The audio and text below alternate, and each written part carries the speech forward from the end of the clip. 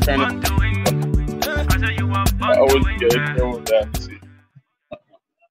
Like D12 on the beat. All I do was win, win, win, win, win, win, win, win, win. All I do was win, win, win, win, win, win, win, win. Born to win. I say I was born to win. You see? To win. I say I was born to win. All I do was win, win, win, win, win, win, win, win. All I do was win, win, win, win, win, win, win, win. I say I jump over it. Now how you deep with me, I jump over it. I say I jump over it. Now how you deep with me, I jump over it. They will see it. I say they will, yeah. So you forced to let me. You not let me say you forced to let me. You forced to let me. You not let me say you forced to let me. Jehovah bless you, no man can curse you. When Jehovah bless you, no man can curse you. When I can go away with eat you. And when I feed it will hurt. When I need it will ju. All I do was win, win, win, win, win, win, win, win, win. All I do was win, win, win, win, win, win, win, win, win. Born to win. I say I was born to win. Born to win. I say you was born to win, yeah.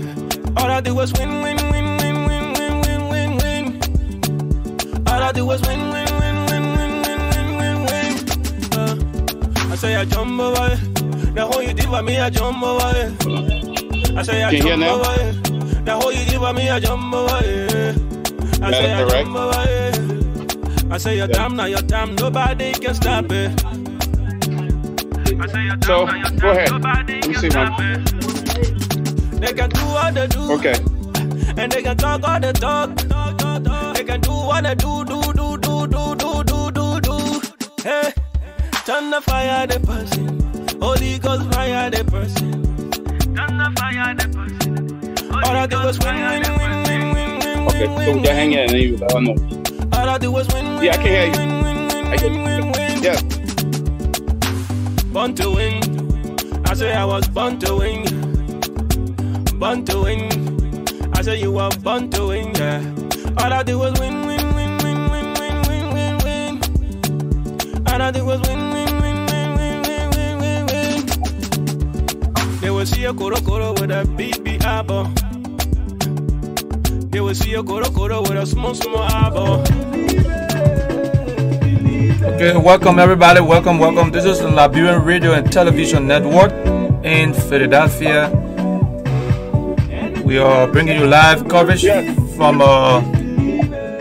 Philadelphia, and we want to welcome our viewers. We're going to have Mr. P is going to be on in at 10 o'clock. So we hope you stay tuned, keep watching, and we're going to go to Liberia with a guest we have on at this moment. Victor Jones, thank you for coming on. Share the video, please.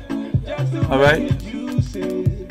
We live in Liberia with Henry Peabody. If you look on the screen, on the left-hand side of the screen, you see Henry Peabody standing there in Monrovia. And Bada, you located in Monrovia, right? Yes, I am right now in Monrovia. We located at the AP. Okay. Okay, so those of you, if you're just waking up this morning, it's a little bit chilly out here, and on your way to Philly, downtown Center City, we got a little bit of traffic from on the 95, and Route 1 is clear. Going down towards the city too is also a little bit of traffic. This is what we do. My main man G Money Canimo is on his way in studio. We got a packed agenda for you today. So we have Body, who is in Liberia, wonderful humanitarian, been doing a lot of good work in Liberia. We've been trying to get this guy in studio for months, and we've been missing each other, but finally we got him on in studio, but in Monrovia. So okay, Body, welcome to the show. Welcome to the Liberian Radio and Television Network. Thank you, friend. Thank you. Okay. Well, I don't want to hold you up too much, but we just want to dive into this, and we want to say thanks for coming on the Liberian Radio and Television Network about it. And how's everything going so far?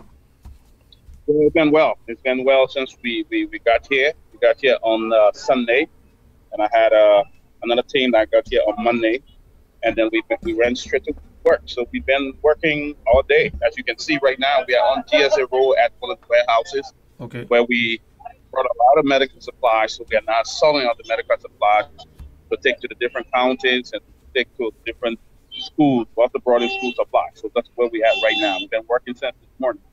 Okay, that's good. That's good. And I know you have a team that went with you to Liberia. How they going so far? How they loving it? Oh well, they are coping. They like it. You know, they just a lot of new things for them. A lot of Okay. things that they probably haven't seen in their entire life. It's just a lot to be saying. Okay. They're excited, and even the food. They love the food. Yesterday, one of them ate the kiss our leaf, so it was really great. Yeah, that's great. That's great. That's great. Okay. All right. So, Bale, what's the project right now? You in Liberia? What is the project? What you up to right now? I know you carry a lot of medical supply, but tell us what is the plan? Well, we are doing. Step back a little. Okay, we are doing a lot of humanitarian work. The first thing we did was when we arrived here, we went to Orange Grove, where we built a school last year. We donated some school supplies, and we're going back again with some chairs and some benches and everything. But secondly, the mission this year is a lot to it because we added medical supplies. We brought in a whole 40-foot container of medical supplies Wow. that will benefit different hospitals outside of Nigeria. We're talking about Bon County, you're talking about Nima, you're talking about Vassar. Yeah. And then we will go to a town in Nima called Zeslon Township, where we're going to break ground for a new elementary school tomorrow. On a Friday. We're going to be breaking ground for a new school on Friday. So we're going to build another 10-room classroom for those beautiful young children in that village. Then we'll go to another village where we're going to dedicate another hand pump. And we'll go to Kipma on Saturday where we'll dedicate another pump. So it's a lot of work we're doing this year. A lot. Okay. All right. That's good. That's good. I got a good news for you. The good news I got for you, we have a team that is being prepared. So next time when you're going down there, we'll have a team to follow you. So at least from in a different location, so they can be able to show our audience some of the good work we're doing. And we really appreciate that, big about it. That's why we keep telling everybody. Everybody in America, everybody out of the country not looking for a job. All we want to do is to do the right thing. And I really applaud you for that. And we're not making Philadelphia lazy in Monrovia.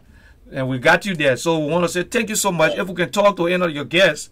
And so far about it, can you tell us Yes, how's the weather? How's the weather so far? The weather is beautiful today. It was really hot yesterday, but surprisingly, it's just warm, cold. I mean, I'm not sweating too much. You see, I got my handkerchief, Yeah. and I'm not even using it. I mean, it's not bad at all. So it's beautiful today. It's decoration day, so a lot of people heading up to the grave to clean their loved one grave. We'll be heading down to, I'll be cleaning my parent grave later on.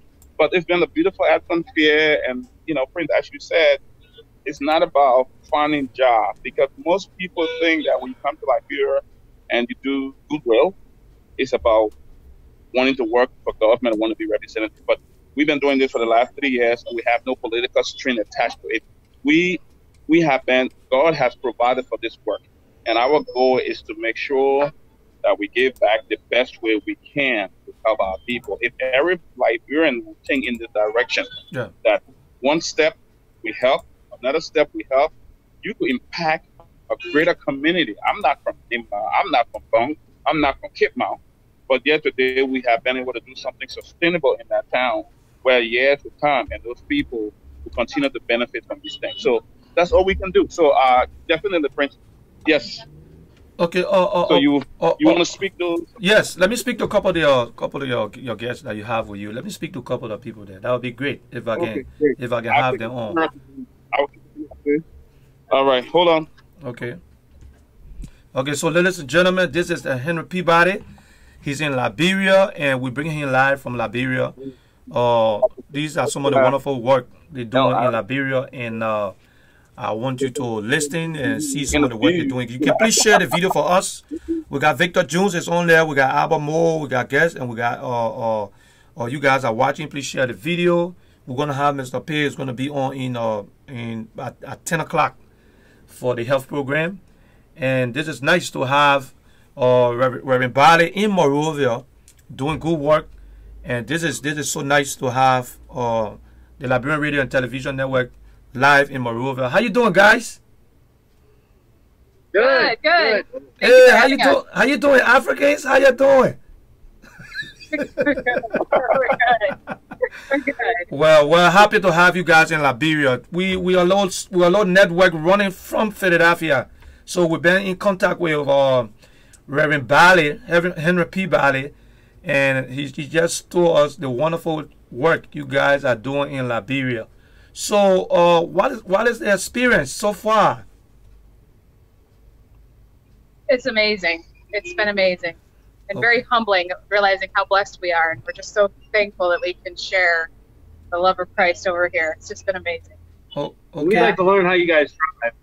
Love to take this back to America. Oh, that's good. That's so great. Now I see you got a little man behind you there. Can I talk to the little man? How you doing, little man? How you doing? I'm pretty good. Okay, so Hunter, our son. I know you have a lot. When you come back, you have a lot to tell your friends in America, right? Yep. Okay, so what's the plan for the day? What are you guys doing today? What are you guys up to today? Can you tell our audience? Well, we're trying to. Well, here, you go ahead. You can help. Let you talk. Yeah. We're waiting for the truck to come to take more supplies out to Owens Grove. Kind of figuring out what other supplies are going to go to what clinics and what hospitals, and what's going to best serve everybody. So just trying to figure out the logistics of getting everything to where it needs to be. That seems to be the biggest challenge, of getting transportation to get these much needed supplies to each different area. So that's what we're waiting on today. Okay, You all know right. anyone with a truck? Okay. We're Okay. Okay. The audience are actually asking for your name. Can you introduce yourself? I forgot to say that to you. Let's start with lady first before gentlemen. Can you introduce yourself? My name's Kristen Hess, and Chris- you can call me Christy, and I'm a Okay. nurse in Ohio. Oh, okay. Hunter Hess. I don't really do anything. You're a Follow student. them around. Jamie Hess. I work with natural gas for our utility company. Okay. All right. Okay. Nice. But I mean, we really appreciate it. We appreciate the work you guys are doing, and we have a network. It's going to be launching in Liberia very soon. So maybe next time when you guys are in Liberia, we will have the network there to show some of the wonderful work and you guys are doing. And how's the weather? It's cold over here. How's the weather over there? We left snow, and this is just beautiful. Much needed warmth. Amazing. Okay. So pretty. All right. Take it. Henry was just telling me that you guys ate some of the food. You had potato green, I think cassava leaf or potato greens, and you like it? It's good? I'm a cassava leaf. Yeah. Huh? Cassava leaves. Cassava leaf. Yeah. Oh, cassava leaf. Cassava leaf. Okay, we want to say thank you to you guys. Thanks so much. I think you see how challenge it is in Liberia. You have a lot of kids in Liberia not going to school. I mean, no medical supplies. The country is going through, been through a whole lot, and we're so blessed to have Reverend Body, who always trying to do humanitarian work in Liberia, and we want to applaud you guys. This is coming directly from the team, our team in studio. We want to say thanks for the wonderful work you guys are doing, and we're going to keep following you guys. And Body, if you have the opportunity, wherever you are, you can call me. I'm going to bring you live on the stream, and you can share the video to all your friends, and everybody can follow us, and we'll keep following you guys. And I hope you guys be safe. Have a good time. And Bali, let me ask you something. How is the officials, the government, how is the officials treating you so far? Are they corresponding with, are they being nice to you? Are they... Friends, I'm not into politics, but yesterday we were very, we were honored to visit with Minister God Wilson. He was Okay. gracious to invited to his office, and we had a very good time. Okay. And then we visited the Lrtn Is statue. So far it's been great, but I think I will stop my comment there. I'm not going to go follow. Oh yeah, that's good. That's good. That's good. We understand. But we appreciate the white body, and what you have access to us. So wherever you are, if you're doing something that is very, very serious, you want the audience, everybody to know, shoot me off quick. Send me a quick text, and I'm going to bring you on live so everybody can see it. So we want to say, you guys be well, and let God be with you guys, and we hope you continue the good work. We've been sorted out. So hold on 1 second. Let me take the camera there. Oh, that's good. That's good. Yeah, the audience will see that. That would be really, really great. That would be very good. Okay, so for okay. Oh wow, yeah, I see that. I see the guys are working. That's good. That's great. That's great. So you have all medical supply, right? All medical supply, right? Yeah, these are school supplies on my left here. These are going to the school, and the rest are medical supplies for hospital and clinic. Okay. Okay, so ladies and gentlemen, that's Henry Peabody in Liberia, and Body they just took a whole 44 continuum, and we want to say shout out to this guy who is doing some wonderful work, and that's what we're here for. We want people to understand that Liberia cannot be fixed except we all come together and do the right thing, and this is what Body is doing in Liberia. You see, this guy is in Liberia doing a wonderful job. So we want to say thank you, Body, so much for doing this, and we applaud you. And when you come back to the studio, bring me all the pictures and everything. I can give you some airtime so you can come on here and let our audience know and let people know the wonderful work you're doing, Body. Okay, so go ahead, swallow some good fufu, eat some cassava leaf and everything, and we're praying for you. All right. Thank you. Thank you so much. And we're going to keep waiting. And thank you so much, Body, for coming on, man.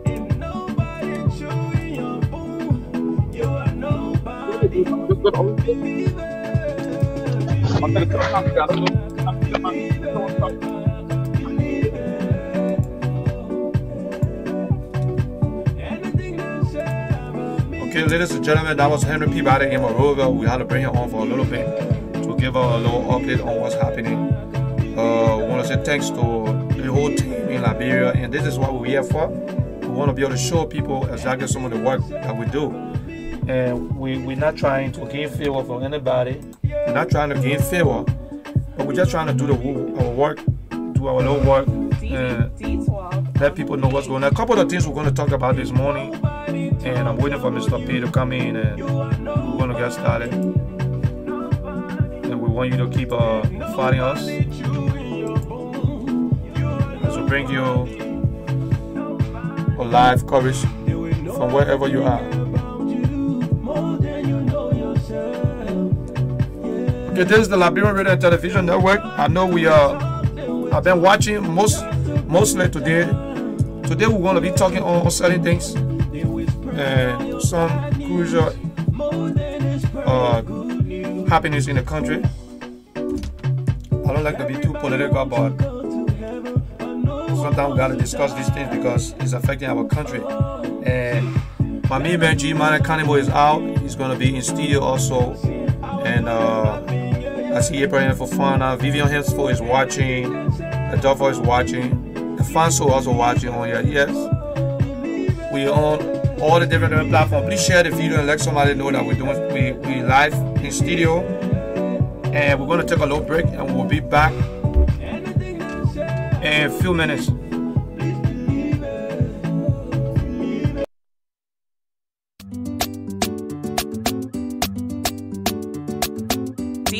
D12 on the beat. All I do was win, win, win, win, win, win, win, win, win.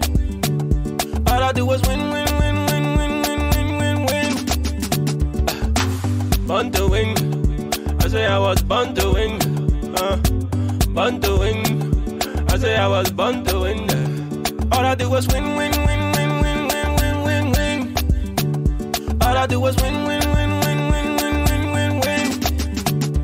I say I jump over it. Now how you deep with me, I jump over it. I say I jump over it. Now how you deep with me, I jump over it. They will see it. I say they will, yeah. So you forced to let me. You not let me say you forced to let me. You supposed to let me. You not let me say you supposed to let me. Jehovah bless you, no man can curse you. When Jehovah bless you, no man can curse you. When I can go here with eat you. And when I feed it with hurt. When I need it with you. Yes, sir. All I do was win. All I do was win. Born to win. I say I was born to win. Born to win. I say you was born to win, yeah. All I do was win. All I do was win. I say I jump over it. Now how you did for me, I jump over it. I say I jump over it. Now how you did for me, I jump over it. I say I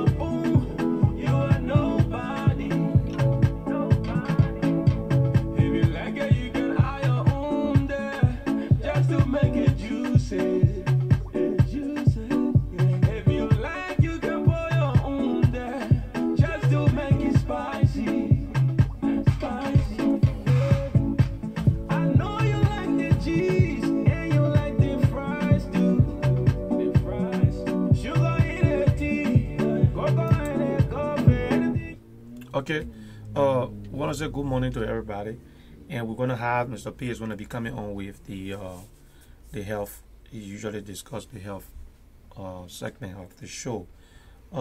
Today is Memorial Day in Liberia, and we have a lot of people celebrating their loved ones, and we want to say the Liberian way number if you're celebrating the day. And we have the number, the first number on the screen is 215-954-1375.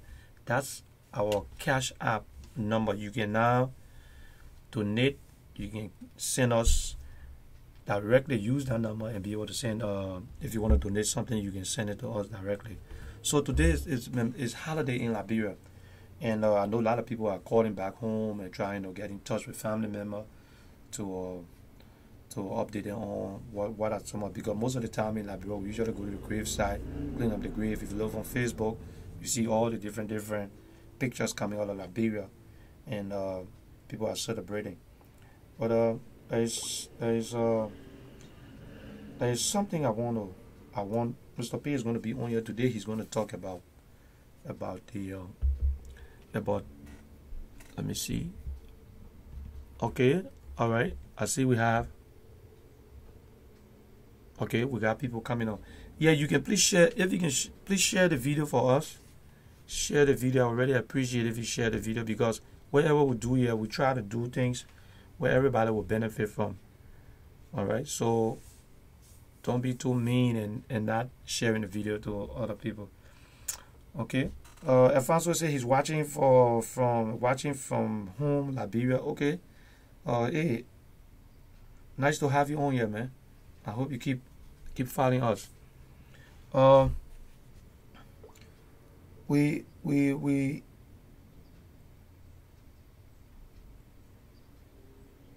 I don't know what. Can you hear me? Can you? Because somebody's saying there's no sign on the YouTube. Can you hear me? If you can hear me, can you let me know if the sign is good? If you're hearing me very well.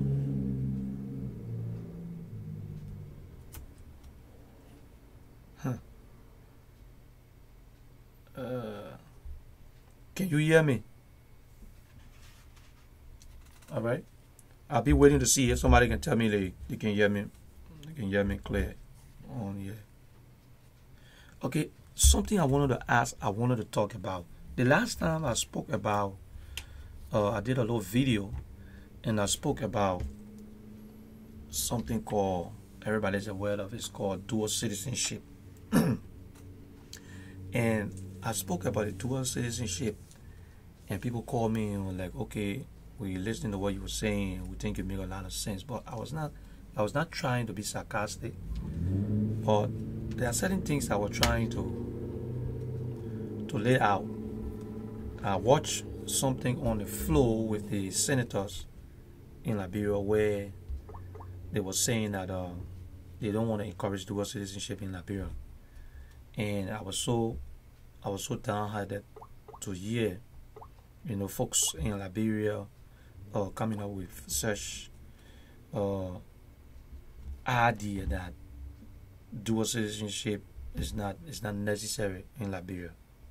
Let me go back a little bit. All right, and I want to see if I can play that. Welcome to the show, Money. I want to see if I can play that and see if you can listen to the guys talking about dual citizenship in Liberia. Almost every country around us are encouraging dual citizenship, but we have our lawmakers who feel it shouldn't happen in Liberia. It shouldn't be something that we should encourage. So I decided to come on here today and talk a little bit about this and ask, what do you think?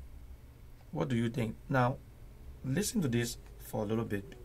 All right, listen to the senators talking about dual citizenship in Liberia. If it is properly formed, what we have in here is that people can have the opportunity in Liberia to be dual national. Now, we have some stringent measures here which some of my friends will not agree with, and we carry on what we call Article 3. Dual national is required to enter Liberia and leave Liberia using the Liberian passport. The Liberian, you want me to repeat it?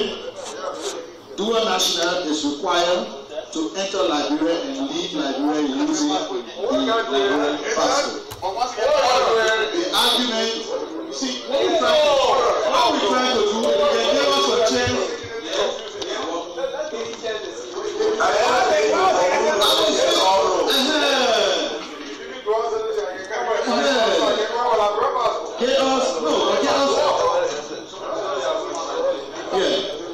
Let me summarize.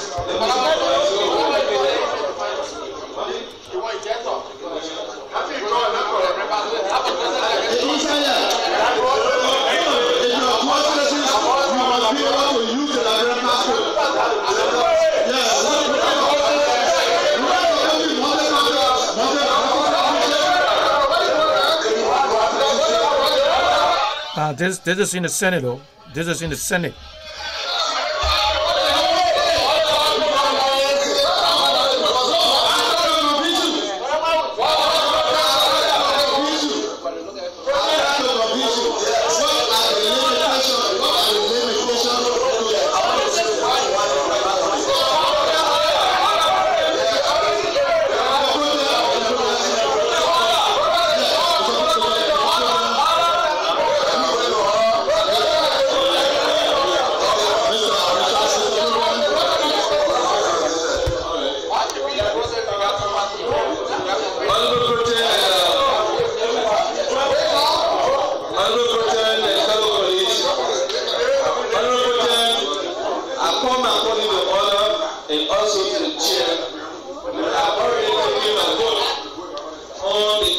of Article 28. And now you have also asked other reported that we ask whether we will favor of dual citizenship or not. Therefore, I want to announce my motion for reconsideration on the vote that was taken.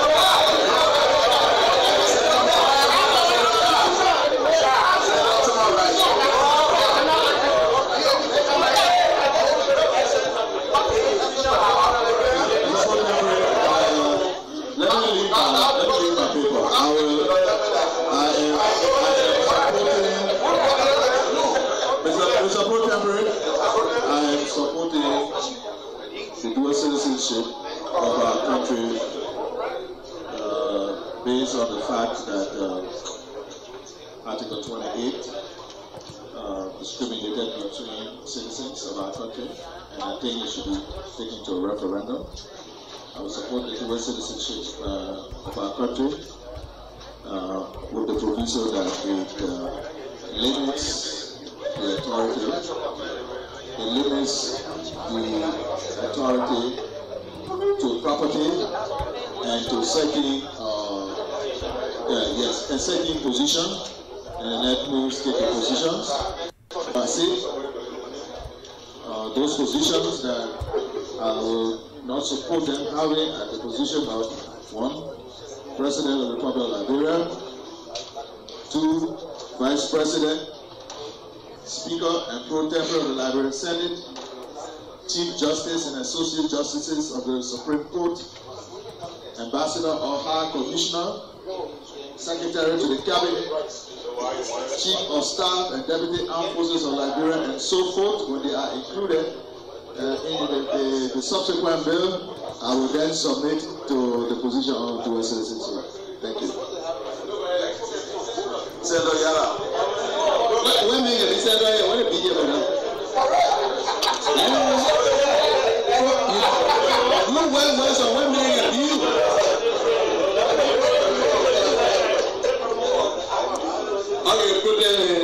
Protect and colleagues, quite frank, from the beginning of this debate in the whole chamber, I was one of those who thought that we should not allow this. But quite frankly, from where I see it, I think it has a lot of benefit for our republic. And it's hard to say, but that's a fact. People are already highly honored the cover. We got covered dual citizens already in this republic everywhere. We have them. And we got them here. So this law will help build our economy. You know, no one will invest in a land where he or she does not have security on that land. You will not. And Liberians that are outside working in the diaspora, making successes, gaining strength, will want to come home. But with the Article 28 preventing them, which is expressly being said about the dual citizenship, they will not want to invest here because they will not have some legal title as it is. But for the Commonwealth, they will take Article 28 from there. You can be citizens at multiple. Okay? A French Liberian, Spanish Liberian are here, American Liberian. The fact that you repatriate what you earn out there, we give for it as a country. Look, the only way we can have development and we can move according to the growth is a competition that is around the world. We need to open up for competition. Let not have that fear. the fact that we can protect certain things that is our inheritance in terms of presidency, for government, and all of that, I think we'll be on the red path. But to open up for people to come here and be citizens, work with what develop our country, have share ownership. When you have share ownership, you invest into it. So we should not have no fear for that. You already here. You already here. What happened to us? All of us in this country, one way or the other, TV, helping people to travel. People acquiring citizenship in the United States and Australia by TV. Diversity visa. Excuse me. Why? The situation around here, this is our country, we can't get talked by but you and I know economically the tough time. They pushing people out, they pull fighter, people getting out. They stay home and listen to their delegates. Somebody in Australia has changed to an Australian citizen, but comes from back home in my hometown. How do you treat that man after 20 years? All of your children, they want to come back home. Let's give them a chance, they too can have a piece of where their parents migrated from. So, colleagues, for me, I support it, and we'll stay tall around it, we'll appeal to each other, and we'll get the number of votes required to ensure that it is consummated into a law. Thank you.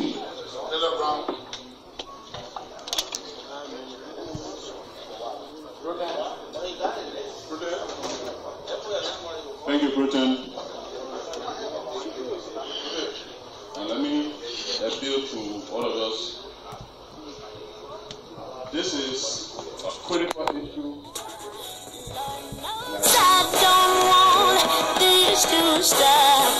I'm sorry. I'll have to call that person back. I'm sorry. This is important. And if you're watching, if you're watching, this is the Liberian Radio and Television Network. I'm playing a video from the Senate concerning dual citizenship. I'm going to be speaking on that a little bit before Mr. P can come in at 10 o'clock for the health program. So just listen, and I'm going to ask you on what you think. What's your perspective on this, on the dual citizenship? Why Level Brown has some concerns? Okay, let me take the call. Hold on 1 second. Hello, your name and where you calling from? Yeah, hello, your name and where you calling from? I haven't opened the line here for people to call and talk, but everybody keep calling. So your name and where you calling from? Okay, can you? I'm playing a video. Let me finish playing the video, then I will elaborate a little bit on it. Then you can call, or if anything, I will probably call you back to give your little opinion on it. Okay, so just sit back and relax.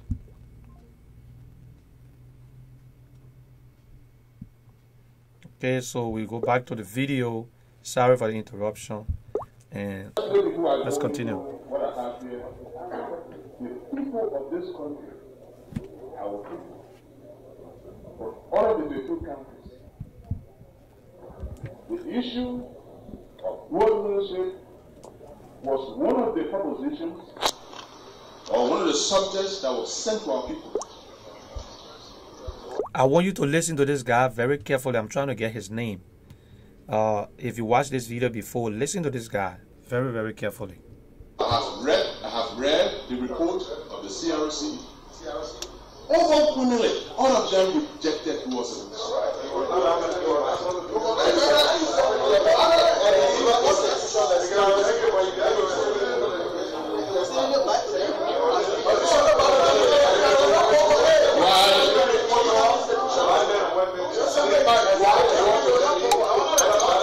Police, the first problem, besides the citizen rejecting it,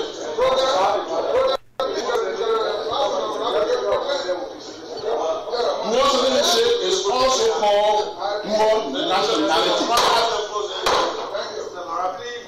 The first problem I personally have with dual citizenship is the issue of divided loyalty.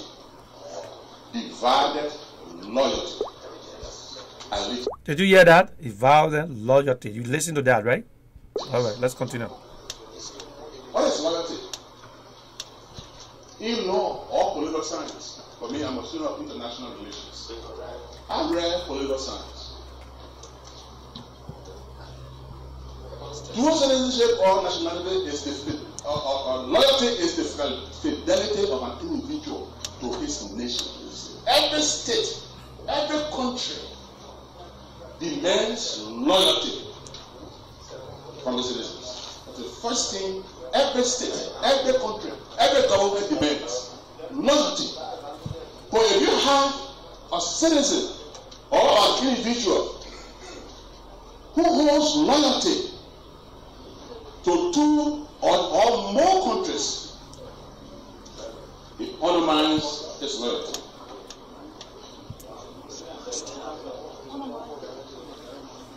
Given that, when we talk about dual citizenship, the first reference we make is with the US. Because most of our people, if you're talking about dual, they reference the United States. And let me tell all of us the process through which one becomes a citizen of the United States. What are the conditions? Lay down. Before you become a citizen of the US, in the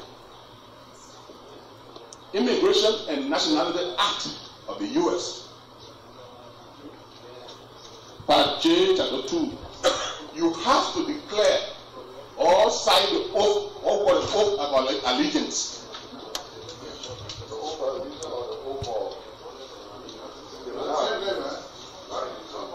And I'll read that law, that particular law.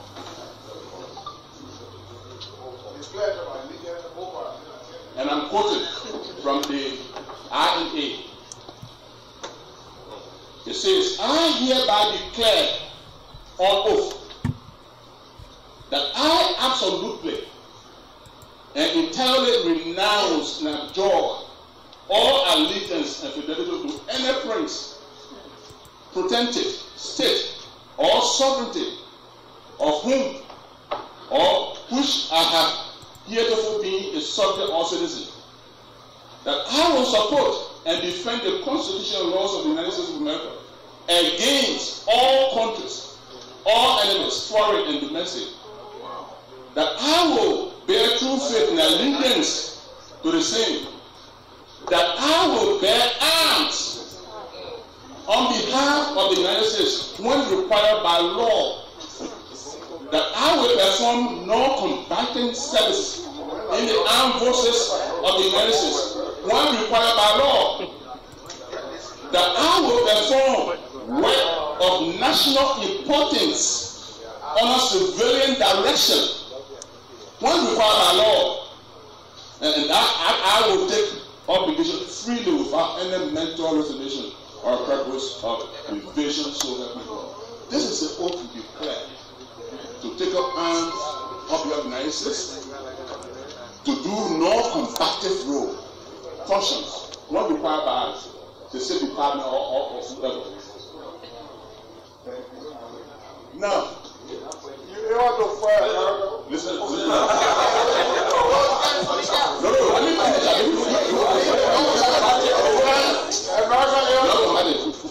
so at the red flag there, I will take up and go. I'll give you a few examples. Or one example. It is real.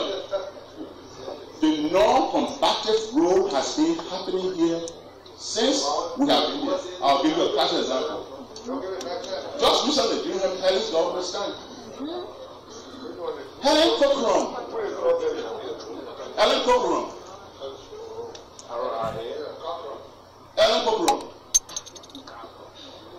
She's a U.S. citizen. Works in the armed forces of the U.S. government. And she came here and became a government. You know the story. The information she gathered from the top government officials, including the Minister of National Defense.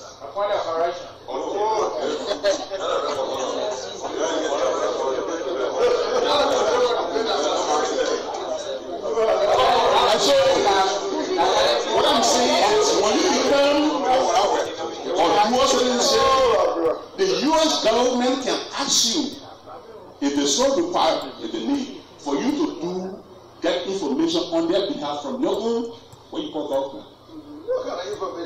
Let me tell you, read about the spiral of international relations between North Korea and the U.S. government. North Korea citizens went to the U.S. government and naturalized, and then they went back home, 4 of them. And while there, they started to do espionage activities, and they were arrested by the North Koreans. And the U.S. today, North Korea is suffering sanctions because of the people. U.S. before, what's the point? Spies were sent, but this time they don't send. Go ahead, they send people who go there naturally as they come back to work here. Those are the people they're using now. They're not sending the foreign agents anymore.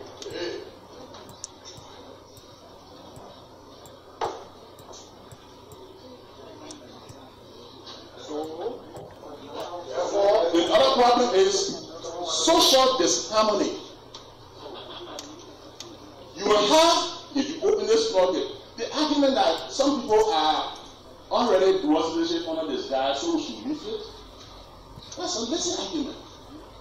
I think we should strengthen our laws to make sure that it doesn't happen. But also because some people are already enjoying it, so let's happen that some people are senators today, some people are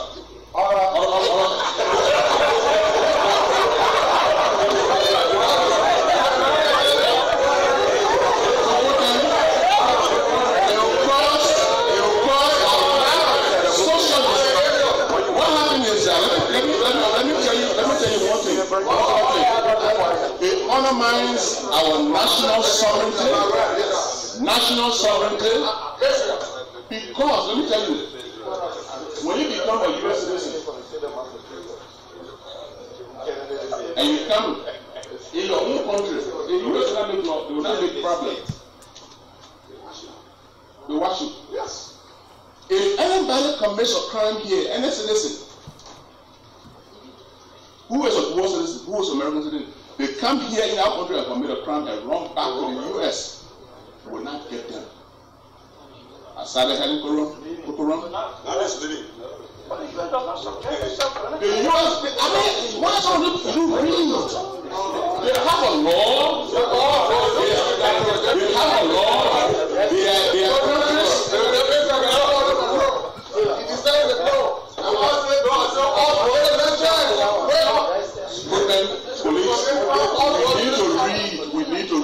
We need to read. The U.S. government has a law whereby it does not allow its citizens or her citizens to be tried by. I want you to listen to this very carefully. This then I got a part, okay? Whose citizens will corrupt. Why you think the State Department issues annual report every government? Why does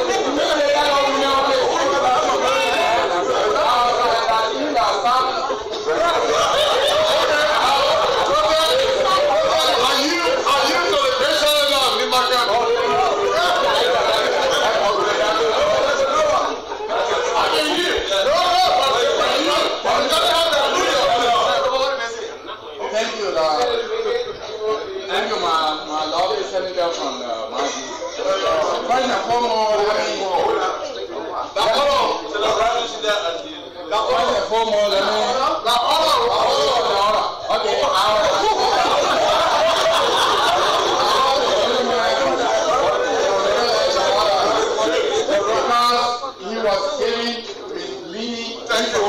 That's true.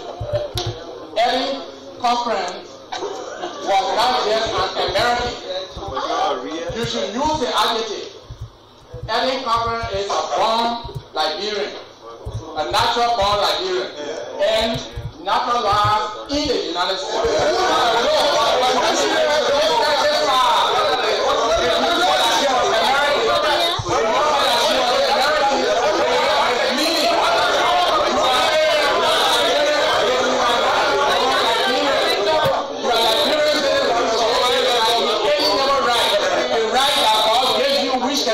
Away from you. Natural citizenship cannot take away from you. Besides that, we are applying, we as a Liberian, you will not be fair.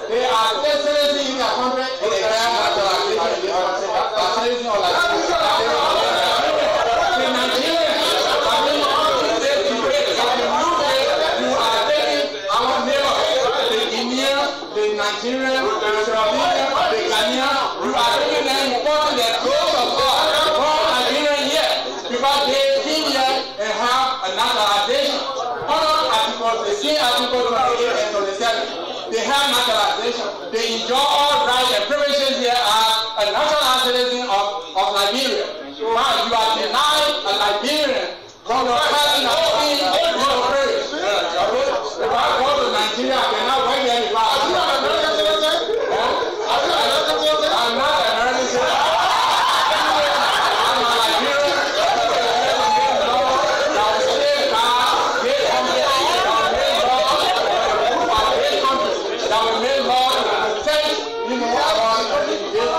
Fellow Liberians, that was the Senate. They had a section, and they were discussing dual citizenship, and I think few days ago, I decided to play this the little video so you can hear our senators in Liberia talking about dual citizenship. Fellow Liberians, on the 29th, I think the end of this month, those who own TPS and DED, they are right now, people are holding themselves, and by the end of this month, a lot of our people are not going to be working. They're not going to have the opportunity they had when they had the people being current to work. So Liberians in America right now, everybody confused, and everybody trying to figure out what to do.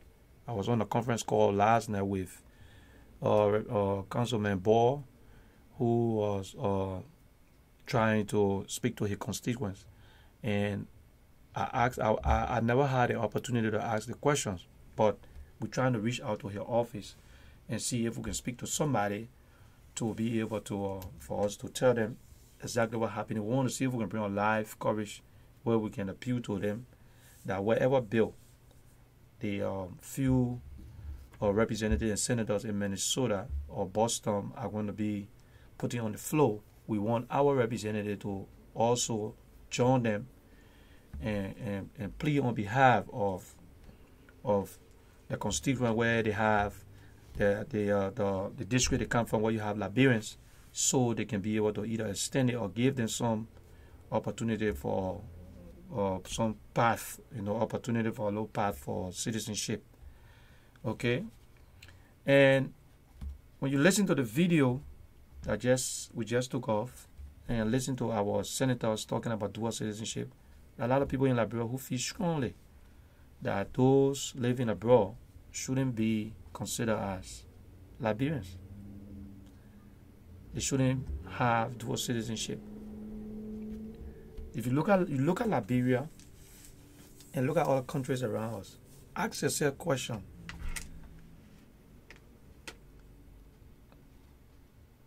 Have you benefited anything from Liberia since you've been doing yourself as a Liberian? Have you really benefited from Liberia? Ask yourself the questions. I still remember my dad talking about 13 people being on the poll when Doe took over. Before Doe, they had the past administration that came up, 13 people that were on the poll. They said they were all corrupt. They killed them. Sometimes I watch the video and I keep asking the question, the people were really bad? Were they bad? Were they corrupt? Did we have to kill them? Okay, then came Doe. Doe served, and Doe was the liberator. He came and he served, and we found out that Doe became more corrupt. All right. There were people in Liberia, tougher time, that were benefiting, they were enjoying, they never had time. People say Congo people, but some of the Congo people said was suffering more than anything. And people said, oh, certain people were enjoying and nobody else, other people were not having the opportunity and all of that. And Doe came, Doe took over, everything's supposed to be good. It turned out to be worse. There were more corrupt people. Things were terrible. And we end up with what? War. Then came Charles Taylor. Charles Taylor came. Charles Taylor, people were corrupt. Charles Taylor had a whole bank in your house, and people were suffering. And then came Julie Bryant. Julie Bryant left. Came Ellen Jones Sirleaf. Ellen's gone. We have George Manuel Weah. When you look at all the past administration we ever had in the country, what have you benefited, especially with the young folks? We who felt the war and we sat in Liberia, we felt everything was okay, we were going to school, they came to rip everything away from us, we fled, we went into exile, and here we are in America. Some people in Ghana, some people in other countries, some people in other countries where they have no opportunity to work. They born kids there. Those kids were born in the country and stay. People don't consider them to be either Ghanaian, Nigerian, or wherever you are. Some are still fighting to have citizenship in the country. And here we are in America. We have Liberians who are not citizens yet. And you got people in Liberia saying that they don't want dual citizenship. And look at the country. Look at the country. Got people about to lose the status, the low status they have to work, earn money, take care of the family back there. So my question here is, are you benefiting being a Liberian citizen? Ask yourself, are you benefiting being a Liberian citizen? Hold on one second, I got a call coming in. Mr. Cannibal, how you doing? How you doing, Mr. Cannibal? You are live on the show. You on your way to the studio, right? Yeah. Okay. I will see you when you get here. All right. Okay. So are you benefiting as a Liberian citizen? What have you benefited from being a Liberian, or are you benefiting now being a Liberian? Fellow Liberians, we got to start joking with ourselves. We got to start being deceitful. All right? People live in Liberia. You watch some of the videos and things that come out of Liberia. People getting angry with the current administration we have, and people saying the guys are not qualified, they are not competent enough to be in certain positions. Did you ever sit back and think that we got more of these guys loading up in Liberia? What happened to kids that are not going to school? You look on the street, they're calling people Zoko. You got thousands and thousands of people. I just had 100 people on here a few minutes ago who's in Liberia and they're trying to reach out. You got Liberians all over the world. Qualified Liberians. People who are who are impacting other society, making things to happen for them. I lived in Ghana for a long time, and I was in Ghana. You know how much money pour into the economy of Ghana from Liberians? People sending money back and forth, taking care of their family. Fellow Liberians, we live abroad, we live here. The suffering that is going on in Liberia, and you see the hardship that's happening in Liberia, fellow Liberians. You got Liberians in America who are tired. They can't afford to take care of folks back there no more, because they have done it for years upon years upon years, and they're just giving up. Some of the folks you see that don't have paper yet today, deciding to go, they might be going back home, who knows, but we're praying that it don't happen. Have tried the possible best. You can take care of the people back home so much. When you go back home, it looks like they still need help. And you have people in Liberia saying that they don't feel it's necessary towards citizenship to be applied in Liberia. Let's take a little break and we'll be right back. It's Crowler boy, yeah.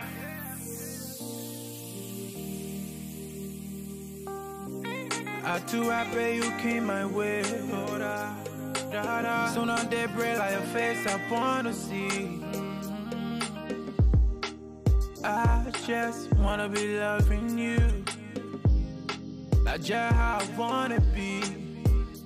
I will ride for you like Gange. No one wants you, you're not pamble. I love you, don't tante.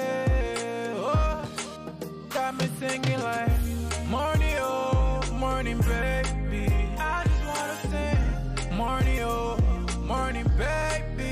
Got a song for you, yeah, yeah. Morning, oh, morning, baby. I'm in love with you. Morning, oh, morning, baby. When you smile, the whole world freeze. Oh, da, da, da. When you pose, no need to say cheese. Oh, no, no. Your beauty, that news, let them carry the cheese. Oh, yeah, oh, yeah. No competition, you take it with ease. Put that, you know, put that on my heart, oh. But nobody, wherever your spot, oh. Morning, oh, morning, baby. Morning, oh, morning, baby.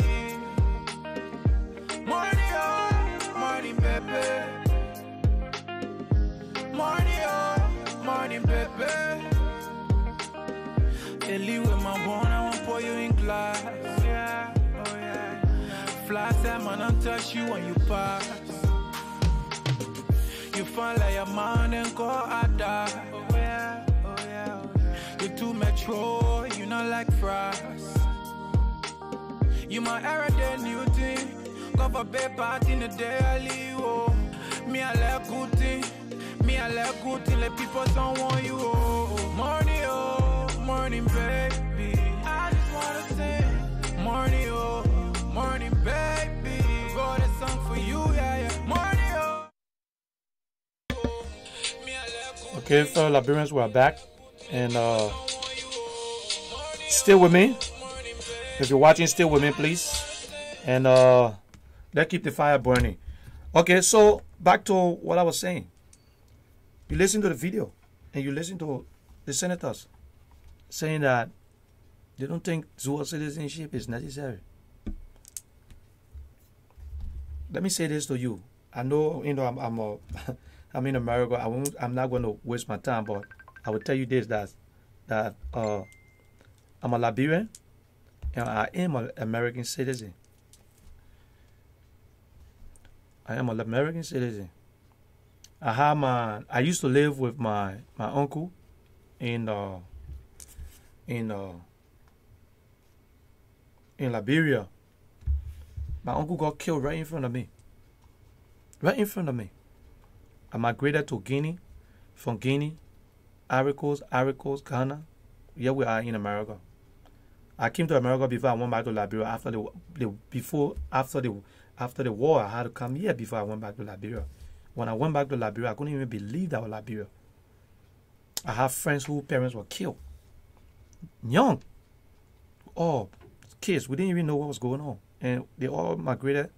And most of the people that I grew up with, that's why I say when some of us go back to Liberia, people don't really know us in Liberia because we were young. We came outside. Most of the people we got to know were outside.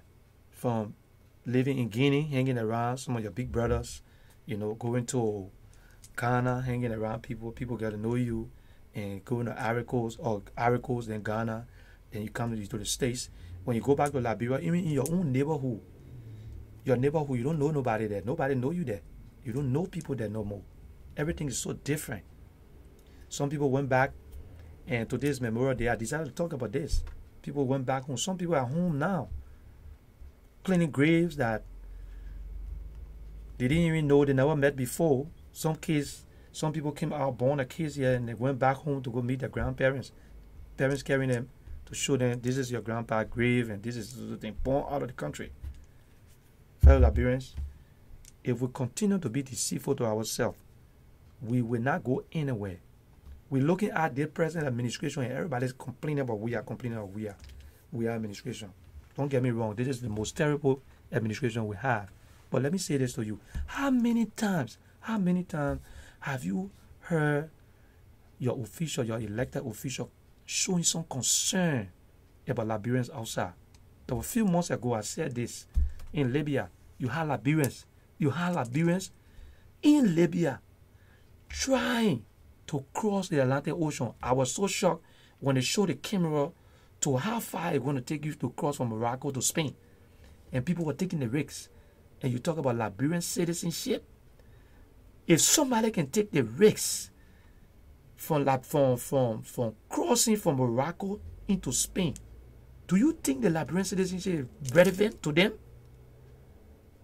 So you're telling me I live in America, I am an American citizen, after going through all the destruction in Liberia, my citizenship that I got the American citizenship yet, I should leave it and go to Liberia and say, no, I don't want to be American citizen because, I love Liberia so much. Let me tell you this. I haven't benefited anything from Liberia.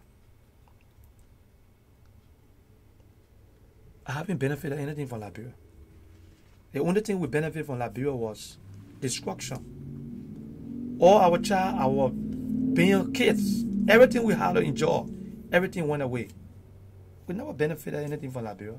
We spend most of our time in exile. I live in Guinea, I live in Ivory Coast, then we went to Ghana. You tell me about Ghana, I can tell you a whole lot about Ghana. You tell me about Guinea, I can tell you a whole lot about Guinea. You got people who were young, and we migrated. And you have senators in Liberia. If the senators can be discussing dual citizenship, talking about it's going to cause some security implication, and people will come and they will steal, they will run away, they will do things, and you can't catch them. We just had a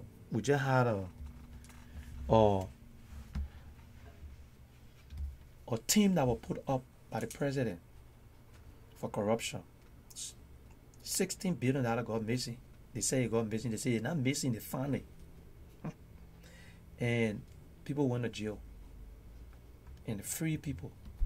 Some people in jail. Some people, they say they will not even catch them because it's not important.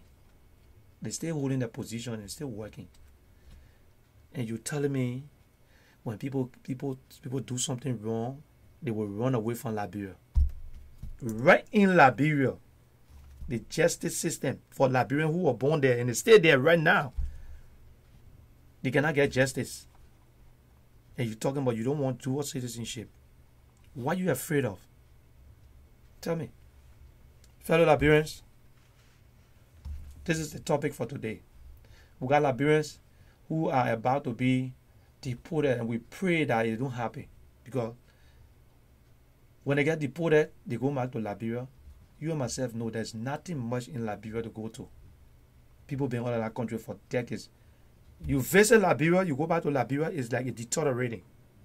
Nothing changes. If you live in Liberia, you used to take back in a bucket, If your parents never had it, you never had it before, and you came out here, and if you don't strive or work hard to go back and build yourself a house or to do something to improve your family life or to do something, and you stay here all your life and you decide to go to Liberia, if you used to take back in the bucket, you go right back to go take back in the bucket. If you used to use firewood in your village and you don't improve it, you don't do something, that you're going to go right back there to go do the same thing. We're getting angry with the administration. Oh, the people not qualified, the people not this. But fellow Liberians, we got more jobs we are loading up. We have more incompetent people loading up. We have a whole lot that is coming to us. I listen to the Sierra Leonean president, and I see the excitement in Sierra Leone. When you meet the Sierra Leoneans, you meet them, how excited they are. They're so excited. So excited. Most of them are trying to go back home. Fellow Liberians, whether you're in Canada, you're in wherever you come from, if you were born in Liberia, you are a Liberian. If you do something crazy to what you are and they want to deport you, they want to ship you right back to Liberia. When I went to get my citizenship, they just said, remember, you are a Liberian, and don't never turn your back on Liberia. You live in America, you're going to be an American, but always remember where you come from. Take the good things from here and make sure you send that back to Liberia. Go back to Liberia and help to improve, because America is the whole world. People got different ideas, different talents, different character, and everything coming together. This is a melting pot. So fellow Liberians, if you sit down and you listen to our brothers and sisters back home and they tell you that they don't want dual citizenship, ask yourself, will you leave your citizenship, whatever country you are, and go to Liberia, and you think it will benefit you? The number is on the screen. I have one number now, and the number is 215-954-1375. How do you feel being a Liberian? This little country called Liberia, have you benefited from Liberia? Since you've been knowing yourself. For me, I said no. I said no. I'm benefiting more being outside in America. I got American citizenship. If I go anywhere, anything happen to me, well, I know that somebody gonna ask question.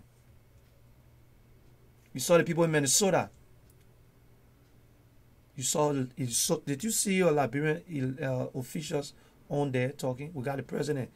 The president, the president just have a little page that you see Sam Toby on there. Have you seen them coming out to say anything to you about dual citizenship, about those in America or Liberians all over the place? We hope that, our citizens, you think they showing any concern, you think they care? Do you think they care about you? Ask yourself. Look at the president we have, George Weah. George Weah came outside. George Weah had to fight. This guy had to fight to be relevant. He had to fight. Nobody knew George Weah when George Weah was little coming up. George Weah started playing football. Like I said, if Weah were going to retire in Liberia, that was going to be it. Weah came outside. And that's how everybody clicked to George Weah. Oh, George Weah. Everybody happy for George Weah. But fellow Liberians, you think a George Weah was going to be in Liberia, going to retire in Liberia? You think anybody going to care? You know how many Liberians dying outside? How many times you saw from the top, the Ellen Johnson to George Weah to even the Charles? How many times you seen he came outside and say the concern about Liberia being outside? What can he do? You have the Sierra Leone president in America. He came here to going around talking to Sierra Leoneans, come back home. Come on, let's build our country. Let's do something. And you hear your senators back home telling you that dual citizenship, if they allow, is going to cause some security implication. People will run away. They will commit crime or run away. Fellow Liberians, Ellen Johnson said the government just ended. The administration just ended.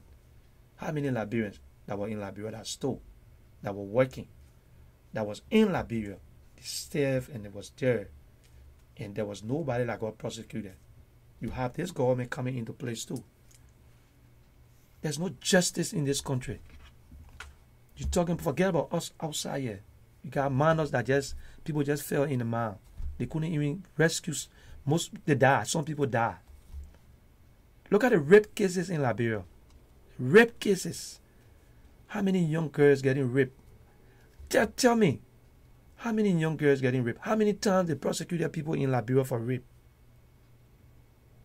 You're talking about you don't want dual citizenship. Some of the ideas and some of the things that's going on in Liberia is coming from outside. Fellow Liberians, the number is on the line. I have the number on the screen. It's 215-954-1375. I have the Cash App number. We want you to help donate to this platform. And I would love for you to call in here and let's discuss this. This is something that is killing. It's just I keep sitting and I can't understand why our people will even think that having dual citizenship is going to be so complicated and it's going to lead to something negative in the country. Are you benefiting being a Liberian? Tell me. Are you benefiting being a Liberian? Just ask yourself. You go to Liberia, it's the same old. From one administration to another administration, from one administration to another administration. Nothing changing. Nothing changes. Everything just the same. You go, you meet your friends that you knew from other countries and they went back home. They tell you, say, if I knew I was going to stay the way I was. Because there's nothing good going on yet. Call out your name and where you calling from. Yeah, this is Munel.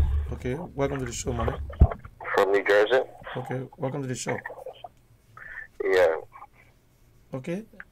Yeah, I'm online. Yeah, you're on live. Everybody get Oh, yeah. Yeah, thank you very much. That was a very good topic. And, you know, it's so sad when you look at our history, my brother. I want you to just go all the way back how Liberia was founded. Liberia was not founded like all the other countries who went through struggles, and at last they got their independence in 1957, Ghana, in 1970, Sierra Leone. The guys went through the struggle and put things in place. But Liberia, just imagine 1847, a big forest, and we got our independence from where? From the United States American Colonization Society, not even America. But our people, with the biggest problem is that we are not patriots and we don't respect each other. That is one of our problems. The problem in Liberia today is caused by the people, the so-called educated people, people who went to school. Now they're looking down upon people and they're not ready leading. We got a leadership problem in Liberia from day one. It's not today. We've been having a leadership problem. Now people talking about, I listened to the tape. It was so shameful. Don't you know the ambassador that George Weah appointed to America? She's an American citizen. But the Senate confirmed her. When she came to America, America sent her back. Now she's in Great Britain. Liberia today is caused by the people, the so-called educated people, people who went to school. Now they're looking down upon people and they're not ready leading. We got a leadership problem in Liberia from day one. It's not today. We've been having a leadership problem. Now people talking about, I listened to the tape. It was so shameful. Don't you know the ambassador that George Weah appointed to America? She's an American citizen. But the Senate confirmed her. When she came to America, America sent her back. Now she's in Great Britain. Liberia today is caused by the people, the so-called educated people, people who went to school. Now they're looking down upon people and they're not ready leading. We got a leadership problem in Liberia from day one. It's not today. We've been having a leadership problem. Now people talking about, I listened to the tape. It was so shameful. Look in the Senate and the representatives. Let them be fair. How many American citizens in that place? Look, the Constitution says it. And when you went, I sure when you went to do your citizenship, they never told you to forsake your country. No. They never say you should denounce your citizenship. No. America never said that. Yes. The relationship today between America and Israel, that should be the same relationship with Israelis are the only people who in the American army, they are American citizens and they go back home, they can fight for the country. Yeah. But in this country, they never told me I should denounce the Liberian citizenship. No. While we are hypocrites, we are appointing people who are American citizens in the same Senate, confirming them. Even the president we have right now got dual citizenship. Yes, he got dual citizenship. Ellie got dual citizenship. Everybody in that country that got dual citizenship. Why our representatives, people that we elected, continue to suppress Liberians? I thought when they elected to be a leader, because it's not a job you apply for to say, oh, this man is qualified. We want you to go and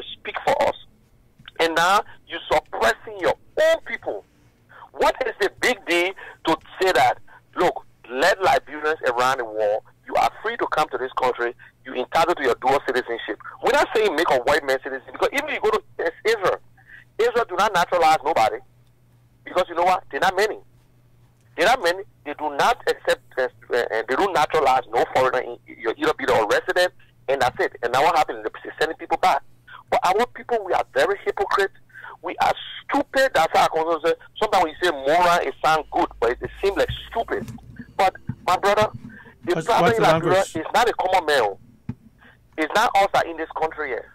You know what they're afraid of? Because they got people in America, people in Canada, people around the world who are smart, who just don't want to go to Liberia. Look at Richelieu Dennis, one of the richest Liberians. This boy got a business in this country that white people work for him. He's a rich guy. You think Richelieu going to go to Liberia and do business? Because there's nothing there to protect him. We look at our own people and call them foreigners. Or you see Nigerians, Ghanaians, leaving from their country, going there, respect them. Even respect the white man. When Lincoln, I think it was Lincoln, when they put our constitution together, you know why they said nobody should naturalize in Liberia? Because the slave business. They don't want no white man to naturalize in Liberia. Yeah, you know what I'm saying? Well, our country, I don't know what we're going through, Prince. I don't know what we're going through. Where is our eye? Because we don't have no vision. Our leaders are lack of vision. They are lack of vision. Look, Prince, most of the guys in the Senate and representatives, do you know what they ran for? They look at the salary. Yeah, the salary. Oh, they paying people 14,000. Oh, 15,000. Oh, let me go and contest. Nobody trying to put Liberia first. And I will tell people today, that's why I will continue to say it. If everybody can just try, I was just sitting last night, listening to a girl from Liberia. I was so shocked. Yes, we need to be in Liberia to conscientize our youth. They got smart people in our country. Yeah. But because there is no one else can live, because we got family, we got children. Yeah. And even if I go home, where is the protection? Where is the hospital if my head is pinning me? I can't even go to a hospital. I'm afraid because they got no regulation in the country. Eh? People are just there doing all kinds of what people put their pockets first. In like when you think about Liberia, Prince, you think with your heart, just how you get your family in your house. When you're thinking about politicians and they out there, you think with your head and have a broad mind for everybody to feel good. What's going on? Look at our history. Then you will understand where Liberia coming from. Every time a man is educated, he suppresses the other one down. Yeah. We don't care for the next man. By the time I go up, you that pass by, you are nothing. You continue to remain that because I will suppress you. And which is wrong for our country. Yeah. Yes, we'll blame our president. You're talking about American citizens going to Liberia and they will escape when they create crime. Yeah. Do you know how many rapists in our country and they're walking free there? I tell you. Do you know how many corrupt people in our country who stole from past government and today they are in government? You look in the Senate. You know what? I was talking to somebody the other day and the guy was telling me that, listen, the best thing we can do for, instead the way we can, we're not able to solve the corruption problem in Liberia. We can just legalize it. Let's look at it. Let's fix it. Let's look at it and see if we can fix it such a way that we can just legalize it instead of, because it seems to be there's nobody interested in changing things in Liberia. Because if you look at Liberia money, I'm telling you this, we haven't benefited anything from Liberia. That's a fact, Prince. We're not benefiting anything. Who took the war to Liberia? They were not people who not educated. No. These are all educated people who took the war to Liberia. If they can't beat them, it shouldn't be nobody else. If they can't beat them, it shouldn't be nobody else. Yes. And we're sitting there and we over here. Some people, you know, I tell people feel that when you're in America, everything is okay with you. No, that everybody happy to be in America. Everybody don't want to be here. People want to go back home. If you look at the type of development that's going on in Liberia, majority is from people outside. So why certain people in Liberia believe that you cannot have dual citizenship? I don't know whether they feel intimidated. I listened to that senator. I was so shameful. Prince, you were there. The judge said it, and I was on TV. He said, "Do not forget the country you're coming from. That's correct. It's a great opportunity. Yes, because you will go back. You will go back home. Okay, the children were born in a country. Yes, they might want to stay here. They won't go home.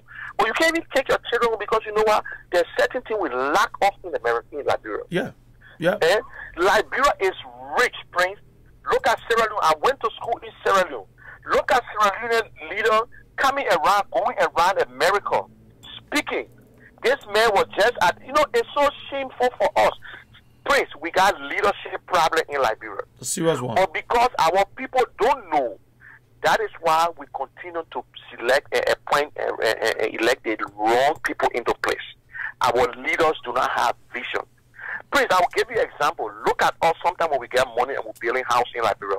We build 2-bedroom, 3-bedroom houses. Yeah. You don't get no child. Yeah. You forget that you're thinking about getting 4, 5, 6 children, but you just build only 2-bedroom house. You forget about the future.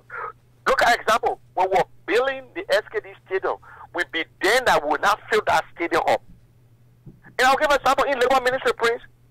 We put a tank together for our generator. I can still remember Tom you. The guy said, I told him, I said, listen, we need a bigger tank. This other guy said, no, but how many, we can only usually buy like 20 gallons. I said, listen, there will be a time we'll put 100 gallons, 200 gallons in this tank. And today when you go to Labour Ministry, we got a tank there for our for the generator at the time we're on UN Drive that could take over 5,000 gallons, 500,000 gallons of fuel.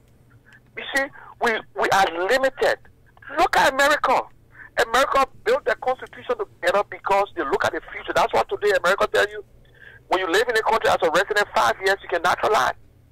You know why? Because the educated people, the real Americans, are gone. You can't find them anymore. When you go to Liberia, you find people, you find Sierra Leoneans coming from Sierra Leone, you find Ghanaians. They enter Liberia, they're getting more respect. More respect. They got this, they got everything that they want. benefit more than you, the Liberians. Yes, we're not saying we're not ready. We are not ready for white men or any European or American to naturalize in America because we don't even. Our immigration system is not even in place. Nobody know when you enter the country. Nobody know when you leave. Nobody know when you leave. You know what I'm saying? Yeah. They will just see you to the airport. They stamp your book. You go by the next day. They even know when you left that country. Yeah. So we don't even got. We have nothing in place. But Prince, it's leadership problem. It's not the people. The poor people voted for the guys. They were poor. They had nothing for themselves. And when we learn, Prince, when Liberian men learn, you frustrated. They're giving you all kinds of technicality. We are good lawyers outside, but we are terrible. We never went to court before. We are better individually. We are doing good. Collectively, Prince, it's a problem. we are the worst people on earth. Collectively, we are the worst people. You can go and demonstrate for the man who in a problem, he might not even go demonstrate. Yep. You know how many Liberians were in the country? Because you see, let me tell you something. At the time, Liberians were free. They used to come to America for a weekend and go back. Come to America for a weekend, we pay them, and they go back. They never negotiate with America to say, listen, we stood with America. Liberians are founding member of the United Nations. Yeah. Number one, founding member. We stood with America during the World War II. Yeah. At that time, they had the Omega Tower in Liberia. But you think America cares? No. We should have. We should have visa free to come to this country. Yes. From what we went through. Look at Liberians today who, well, you know, by the grace of God, and I believe they will increase, they will extend the time. Yeah. Look at Liberians, working people who are working. Yes, don't get me wrong. They get some Liberians who have messed up the road. They into all kind of crimes. Yeah. I don't care if they want to carry, they can carry. But they got good Liberian Prince. Just yesterday. And the other day, Sunday, I was in the church. I told the pastor, let's pray for our people because people are on the urge right now. They don't know what to do. On the urge. They don't know. Some are not too strong. Some are commit suicide. You don't know. Some of them have built up everything. Look at this girl they call Kia Zulu. I saw her speaking at the Senate. You know, the Kia Zulu girl was actually born in I think Zimbabwe, and then she never went to Liberia. She came. Her family sent her to America. Yeah. And that girl getting a PhD right now. Yeah. That girl whole life, but she's on PPS. Why you think America will just let that kind of person go? No way, don't worry. But these people will not leave. Apart from that, my brother Money, you just imagine the amount of Liberians that were born outside because the war lasted so long. Imagine the amount of Liberians that are born outside and some of the wonderful things they're doing. Some of the kids never saw Liberia before. They were born out of there. They graduate from school. They're working in corporate America. They're working in corporate or how they call it, Canada, and all the different places and things. And you talking about dual citizenship? If you have all the expertise outside, going home. Yeah, you everybody. You think that I don't understand. You want government job. That's the they thing. Don't want to take your job. They want your job. So they don't want to be. Some of them don't want to be. They don't want to go into election. No. They don't want to. Not everybody want to go to But why Liberia they for worry? government job. But even Eh? money, listen to this.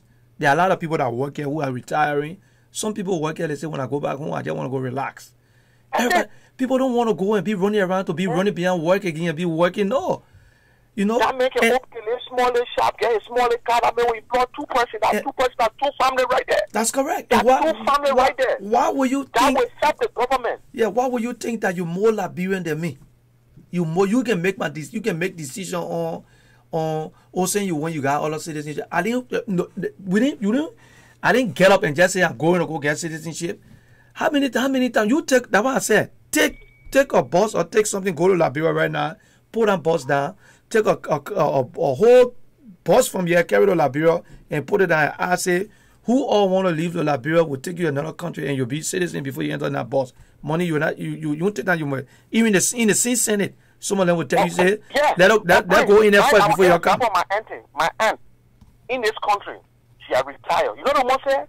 The one said, I won't go home and open my school. I can't wait for the children to go to school. I won't go. But how can I want to go home? You know what she said? She said, but why Liberia so backward like that? You won't tell me they can't respect their own people who left the country already? That woman want to go home, but that woman cannot go home and stay there because you're looking at her as an American citizen. You know what I'm saying? Yeah. She got money here. She got, you know her very well. She got money, but the one thing I want to build schools. I just want for the children to go to school. She ain't talking about politics. No. She ain't talking about taking nobody's job from her. The woman bought land in Liberia already. And all things boiled down to leadership, Prince. I'll tell you, they say when the leaders lack vision, the nation perish, my brother, in the Bible. When your leader do not have that vision, the nation will perish. If the leader got a good vision, he got to go for good people to realize his vision. If he don't look for the good people, he will never realize, because he himself cannot hold his vision and be walking around. He needs a team. No. Yeah, that's correct. He needs a team. Then when they're ready, they say, the Bible says, don't criticize your government. It's the same Bible who says the people that are leading the flocks should respect the flocks too. Yeah. Because if you on a farm, if you get up every morning, I saw my mother-in-law, she get up every morning, she take the restaurant, she say, we have small chicken in the yard, everything will come around. I say, wow. If I want to get up every morning and start driving the chicken, it will come around. The chicken will not respect her. Yeah. It happened in Liberia. By the time you see the people that come outside, you see all the chicken, everything, the dog, everything coming around because, we'll come and eat now. But if that old man gets up in the morning and start choking there, throwing there, they will not come around. That's how human beings look like. Yeah. But our leaders, I will look for the president. Everything. When the last time, Prince, the legislatures ever came up to argue about the citizen in Liberia going through hard time? No, nothing. When was the last time from Ellen Johnson to this particular time to say, government slashing 25% on civil servant salary? The people are already dying. They haven't taken pay, but they're slashing their salary 25%.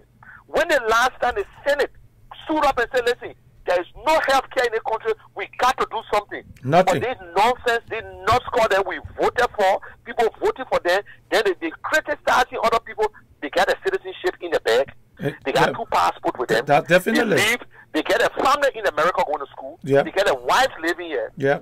But let me tell you something, Prince, let me tell you something today. There are a lot of things that are coming for them. They be careful.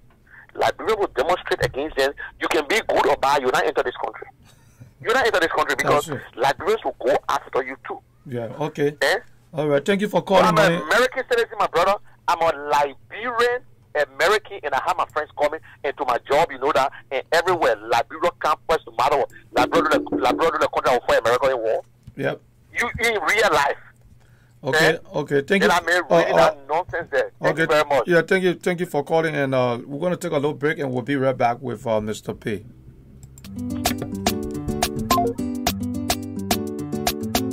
C12 on the beat. All I do was win, win, win, win, win, win, win, win, win. All I do was win, win, win, win, win, win, win, win, win. Born to win. I say I was born to win. Born to win. I say I was born to win. All I do was win, win, win, win, win, win, win, win, win. All I do was win, win, win, win, win, win, win, win, win. I say I jump over you. The whole you did for me, I jump over you. I say I jump over you. The whole you did for me, I jump over you. They will see ya. I said they will, yeah. So you forced to let me. You not let me say you forced to let me. You forced to let me. You not let me say you forced to let me. Jehovah bless you, no man can curse you. When Jehovah bless you, no man can curse you. When I can go here with eat you. And when I feed it, it will hurt. Oh, yeah. When I need it, it will ju. Yes, sir. All I do was win. All I do was win. Born to win. I say I was born to win. Born to win. I say you was born to win, yeah. All I do was win. All I do was win. I say I jump over it. The whole you did for me, I jump over it. I say I jump over it. The whole you did for me, I jump over it. I say I jump over it. I say your time, now your time, nobody can stop it. I say your time, now your time, nobody can stop it. They can do all they do, and they can talk all they talk. They can do what they do. Hey, turn the fire the person, Holy Ghost fire the person. Turn the fire the person. All I do is win. All I do is win. Born to win. I say I was born to win. Born to win. I say you were born to win, yeah. All I do was win. All I do was win. They will see a koro with a big eyeball. They will see a koro with a small eyeball. They will see a koro with a big eyeball. They will see a koro with a small eyeball. Jehovah bless you, no man can curse you. Jehovah bless you, no man can curse you. I say your time, now your time, nobody can stop it. I say your time, now your time, nobody can stop it. I say I jump over it. The whole you did for me, I jump over it. All I did was win. All I did was win.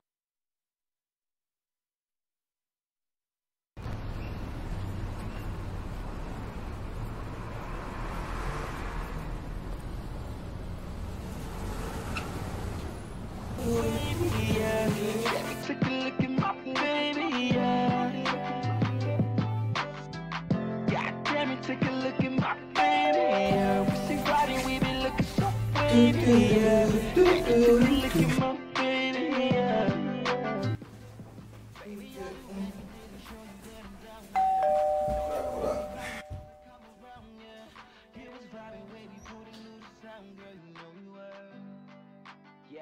It's why I love my baby girl, because she hold me down for real.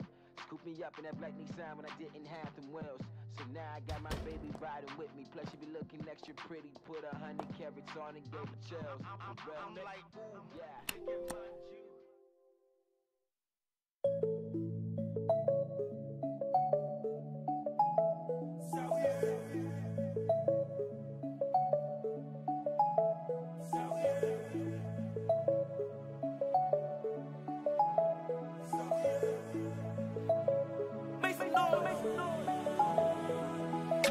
Pretty little mama, what you saying? I don't wanna go another day, yeah. If I don't get to see your pretty face, yeah. Oh no, yeah. 'Cause you know I like it when you say that. You know I like it when you play that. Ain't no competition when you come around. Oh no, yeah. 'Cause you got a vibe, you already know. Shawty fine from my head to toe. It's been a while since I had you close. So tell me why would I let you go? There ain't a thing that I wanna need, just your love and company. Baby, I'll do anything you please, just as long promise you'll stay with me. So baby, won't you stay tonight? Yeah. Here we can do the things you like. Yeah. Won't you stay tonight? And I'ma make you feel the right. Oh baby, won't you stay tonight? Yeah. I like the way you say that, yeah. Oh no. Shawty, you on my shop, the place when you turn up the bass, when you make me feel good and the beacon never stress. But light up that thing, make a bad man relax. That's the reason why me love you long time, baby girl. Baby girl, I like the way you break that, and you know I like the way you shake that. Ain't no competition when you come around. Oh no, yeah. You got a vibe, you already know. Don't be shy, baby, let it show. And that's the reason why I need you with me. So baby, tell me that you ain't gon' leave. So baby, won't you stay tonight? Yeah. Here we can do the things you like. Yeah. Won't you stay tonight? And I'ma make you feel right. Oh baby, won't you stay tonight? Yeah. I like the way you say that, yeah. Oh no.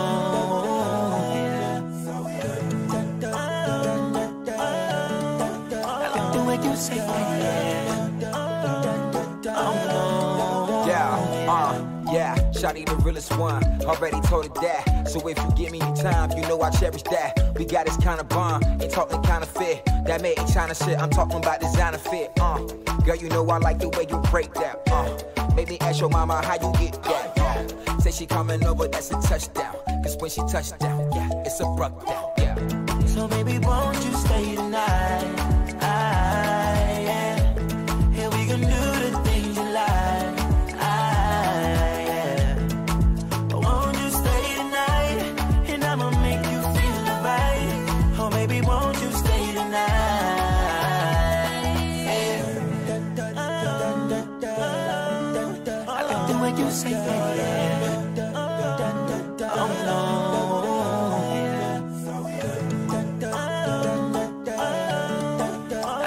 You say that, yeah. Oh no, yeah.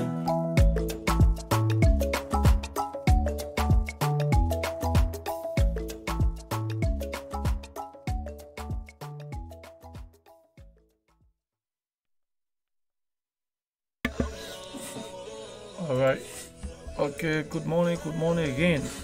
We are back, and we're just talking on before Mr. P came in. We're just talking on I had a lot of topic about dual citizenship, and we had people calling in Mr. P before you came on, and I also had Henry Peabody from Liberia who's doing some humanitarian work. It was just on yet, and let's load that. Yeah, that is low. Load. It's off. It's off. Oh, okay. I think it's from my end. Yeah. Okay, it's from my end. Okay, so we have Mr. P is in the studio, and we're going to be going directly to the health program, the segment with Mr. P on your health. And today he's going to be talking about, he said typhoid fever, typhoid, right?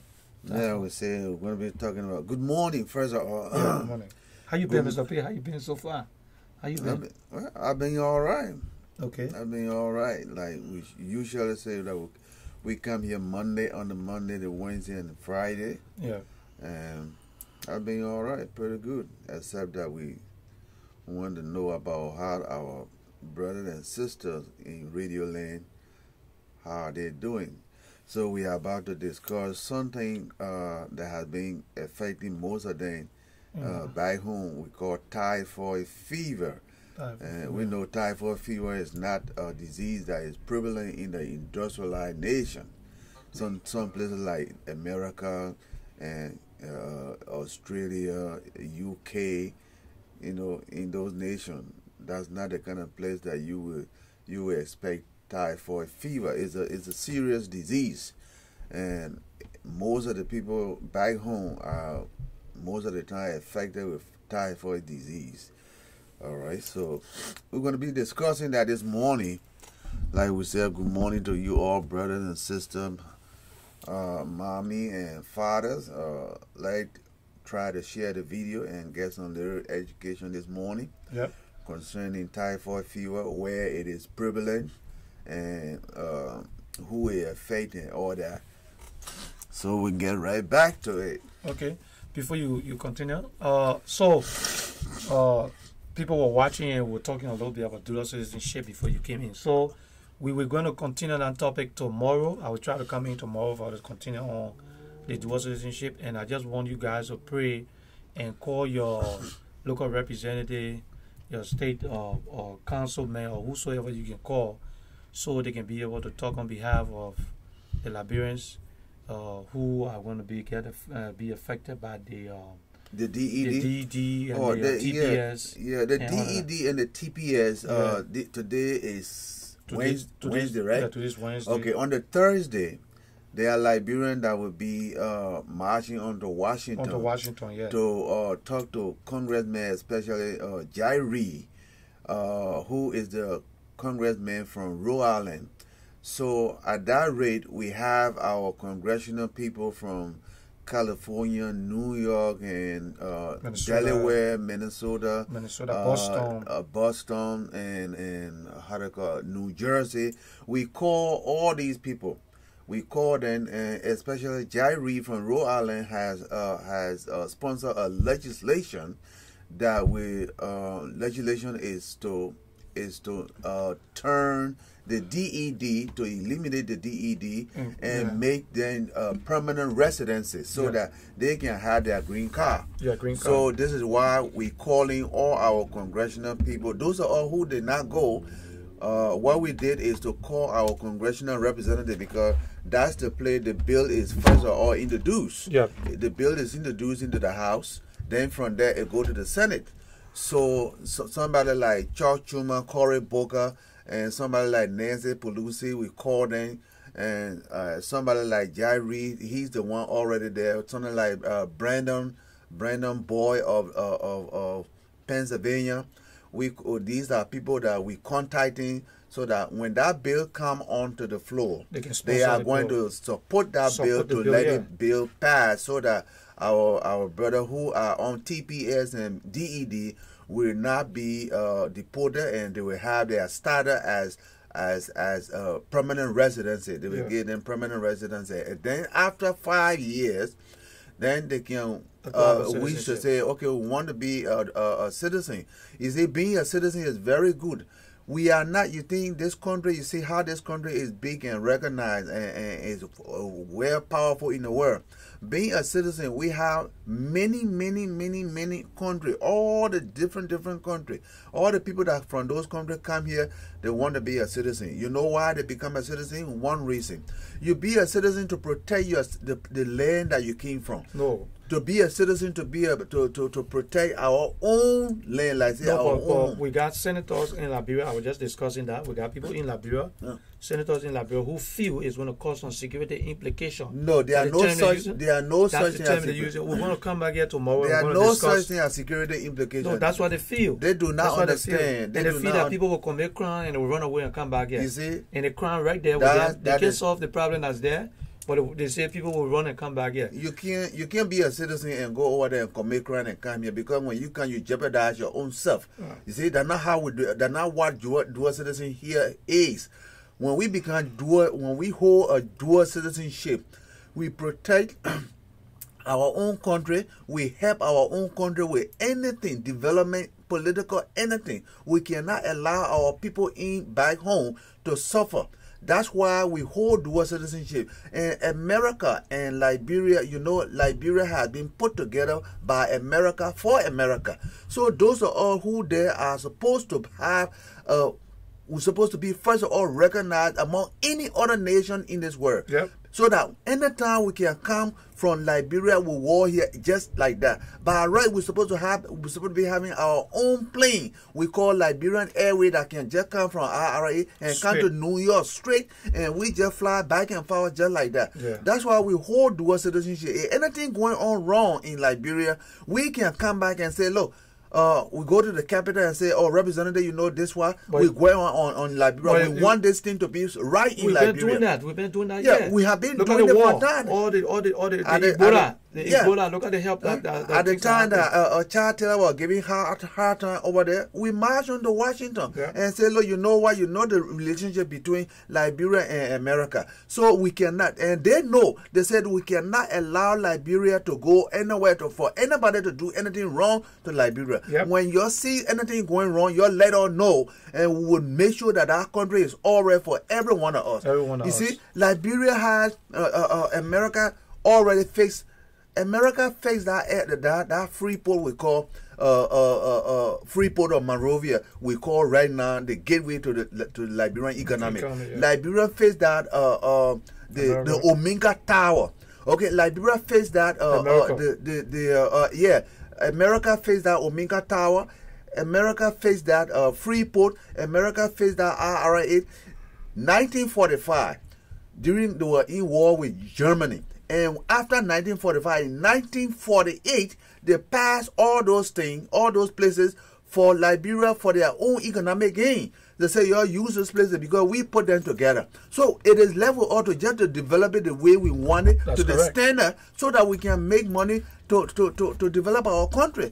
America put this thing together, and they are never going to let us go down. That's why when we come here, we have all right to become citizens. Even at certain time, congressmen came by and say, "Why other nationalities come here and become citizens? You're who from Liberia, and we put you there. You will come by here. You can't be citizen. You need to be citizen to protect that to protect that region. We need to be citizen. When we are citizen, does not mean that we are going against Liberia. No, we are there to protect it. Of course. That's why we protect it. We have always protected Liberia from time to time. Anybody going to Liberia, anybody leave from here, go to Liberia and do anything wrong, when we get to recognize that, we will take it on the capital, and the capital will listen to us. That's correct. Those who are citizens here, we are here to protect Liberia. We protect everybody that living in that region, in that little country. We protect them to the best of our ability. That's the whole nation. That's the whole point of dual citizenship for Liberians here in the United States. So let nobody be confused about this thing here, and we will protect Liberia, and we'll continue to encourage every one of you when you become a residency after your 5 year plan. Okay, somebody's calling. Let me see. Hello, your name and where you calling from? Hello? Yeah, good morning. Your name and where you calling from? My name is Alfred Tuba, and I call from China, New Jersey this morning. Oh, New Jersey. That's Alfred Tuba. This is Alfred Tuba on the line from the People newspaper. Alfred Tuba, welcome to the show. Yeah, I'm following the podcast. Okay. And I'm listening to the debate being platform in studio. Yeah. On the issue of dual citizenship. Yeah. Anything is never wrong. No one denying them Liberian opportunity who came to seek greenest pasture. I mean, in acquiring dual citizenship. I think it's a matter of choice. Anyone can decide to say either they renew a permanent resident or they strive for citizenship. Under our laws, the Constitution of the Republic of Liberia is very clear. It speaks about the unconstitutionality of dual citizenship. And then I see the discussion is still a little bit contradictory, because at one point in time, you advocating for Liberians who are on TED, TPS, and other temporary statuses to be real citizenship or permanent resident. At the same time, you cross-pollinate the topic to Liberia. You say, why are Liberians so anti-lawmakers, are so anti of people who are dual citizenship becoming citizens of Liberia? I see that as a little contradiction, because you get to define on which ground you stand. But let me speak to the Liberian side. Okay, good. I'm one of those persons who believe, or who have the believability, that dual citizenship for Liberia is a bad idea. And I'll give you several reasons.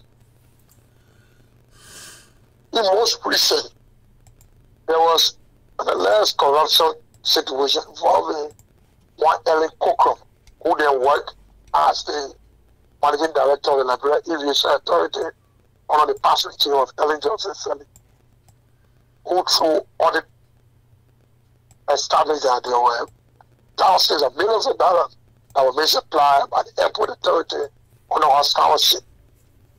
Through this investigation, it was later on discovered that she even brought a fiance from the US by the name of one George Melvin Johnson, who went to Liberia and was given a contract by her, and the abuse state government later on absconded to the US.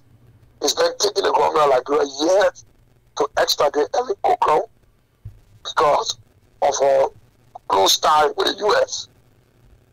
So, if you look at our system of governance, which has been faced with serious civil conflict that lasted for over, 15 years, through this rebuilding process, I think it's still, it's still fragile.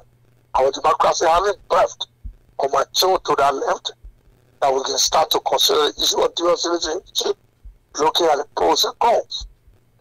So, let me close over by saying no one oppose people taking dual citizenship in other countries, but you also know there's a cost attached to it. The countries in Ghana, in Africa, like Ghana, Sierra Leone, Nigeria, others have a dual citizenship regime, but we still need restriction. That once you hold dual citizenship, there are key positions you don't contest for. You then deny your rights into running for presidency or a key cabinet position and even position in the legislature. So I think you guys need to define the argument. How you advocate for those who are about to be deported from this country or hold permanent status? Or if you want to take it to Liberia, I'm available to serve as one of your studio panelists to discuss this matter. Okay. Thank you. Thank you very much. Thank you. That was Africa talk about. Thank you very much. And thank you very much. We're going to go back to the dual citizenship or segment or program. But right now we got in studio Mr. P, and behind us is the Watafo. You see the laboratory. No, we just saying that you just see some laboratory analysis. So behind us is that's the TAFO, something that have to do with TAFO behind us. So I'm going to put on the other picture that you will see the what he's going to talk about. So right now we're going to pause a little bit for the dual citizenship, and we're going to have Mr. P to just give a little on the educational part on TAFO field. Mr. P, the floor is yours. All right. We will come back and straighten that dual citizenship. Yes, we'll have to come back. And I will also see if I can bring Alfred on so we can have, and I'll bring a couple of people on our camp. But the reason why we're talking on that was the people, they're talking about dual citizenship. They don't want to give dual citizenship, but if we have the opportunity to create more jobs, if people from here who are professional can go and create a lot of opportunity in Liberia, the people that we have here that's supposed to be deported, that want to go back home will not be afraid to go back home, because the country will be in a good position where people will go back home and they will get a job and they don't have to worry. So let's go directly to the health side, and we'll come back. On the other side, you were supposed to lay a correctly dual citizenship of Liberian for America one. Yes. Then dual citizenship of Liberian other people who come to Liberia, who want to be Liberian, who want to hold dual citizenship in Liberia. That another one. Because that other people saying they want Lebanese. They already have it. They got people who have the dual citizenship and they're living there already. In Liberia. And they benefited from that. In Liberia. Yeah, in Liberia. Okay. That one side there. Yeah. But we who talking about dual citizenship or Liberian for America. That one thing there. That another thing. So that two different things we're talking here. Yeah. Okay, but let's go to the health program. We'll come back later on. Okay. And we'll have to come and discuss this. I will bring it back. And I will have Alfred to come on as a guest and bring some people. So So typhoid. we're going to be talking about typhoid. Typhoid. Yeah. So those of you who's watching from Liberia, you want to call your relative, call anybody around you, bring them on. We got Mr. Pierce in the studio, so he's going to talk about typhoid. So you want to take this very seriously, okay? Typhoid fever is nearly like malaria. That's why majority of people who are infected with typhoid fever, you go to the hospital, instead of them really checking to see whether it's typhoid fever, that's what we call differential diagnosis. Typhoid fever and malaria are similar, but in order to distinguish that, you got to know, the doctor got to really know what are the differential diagnoses that he should pinpoint in order to say, well, this is typhoid and this is malaria. So typhoid fever is a serious type of disease, and this disease is mostly in the developing nation. Mostly it affects many people in the developing nation. We have it in America, yeah? Typhoid fever, you can only have it here because somebody brought vegetable. Okay. Like somebody had like spinach, tomato or something like that. They brought it from other country, developing country, and brought it here. Okay, that means typhoid fever is transmitted by contaminated food or water of infected person feces. Wow. All right. That's how typhoid fever is. Now let me put it. Let's go back to Busekwata, Liberia, Monrovia. All right. You see Busekwata where they had that drainage.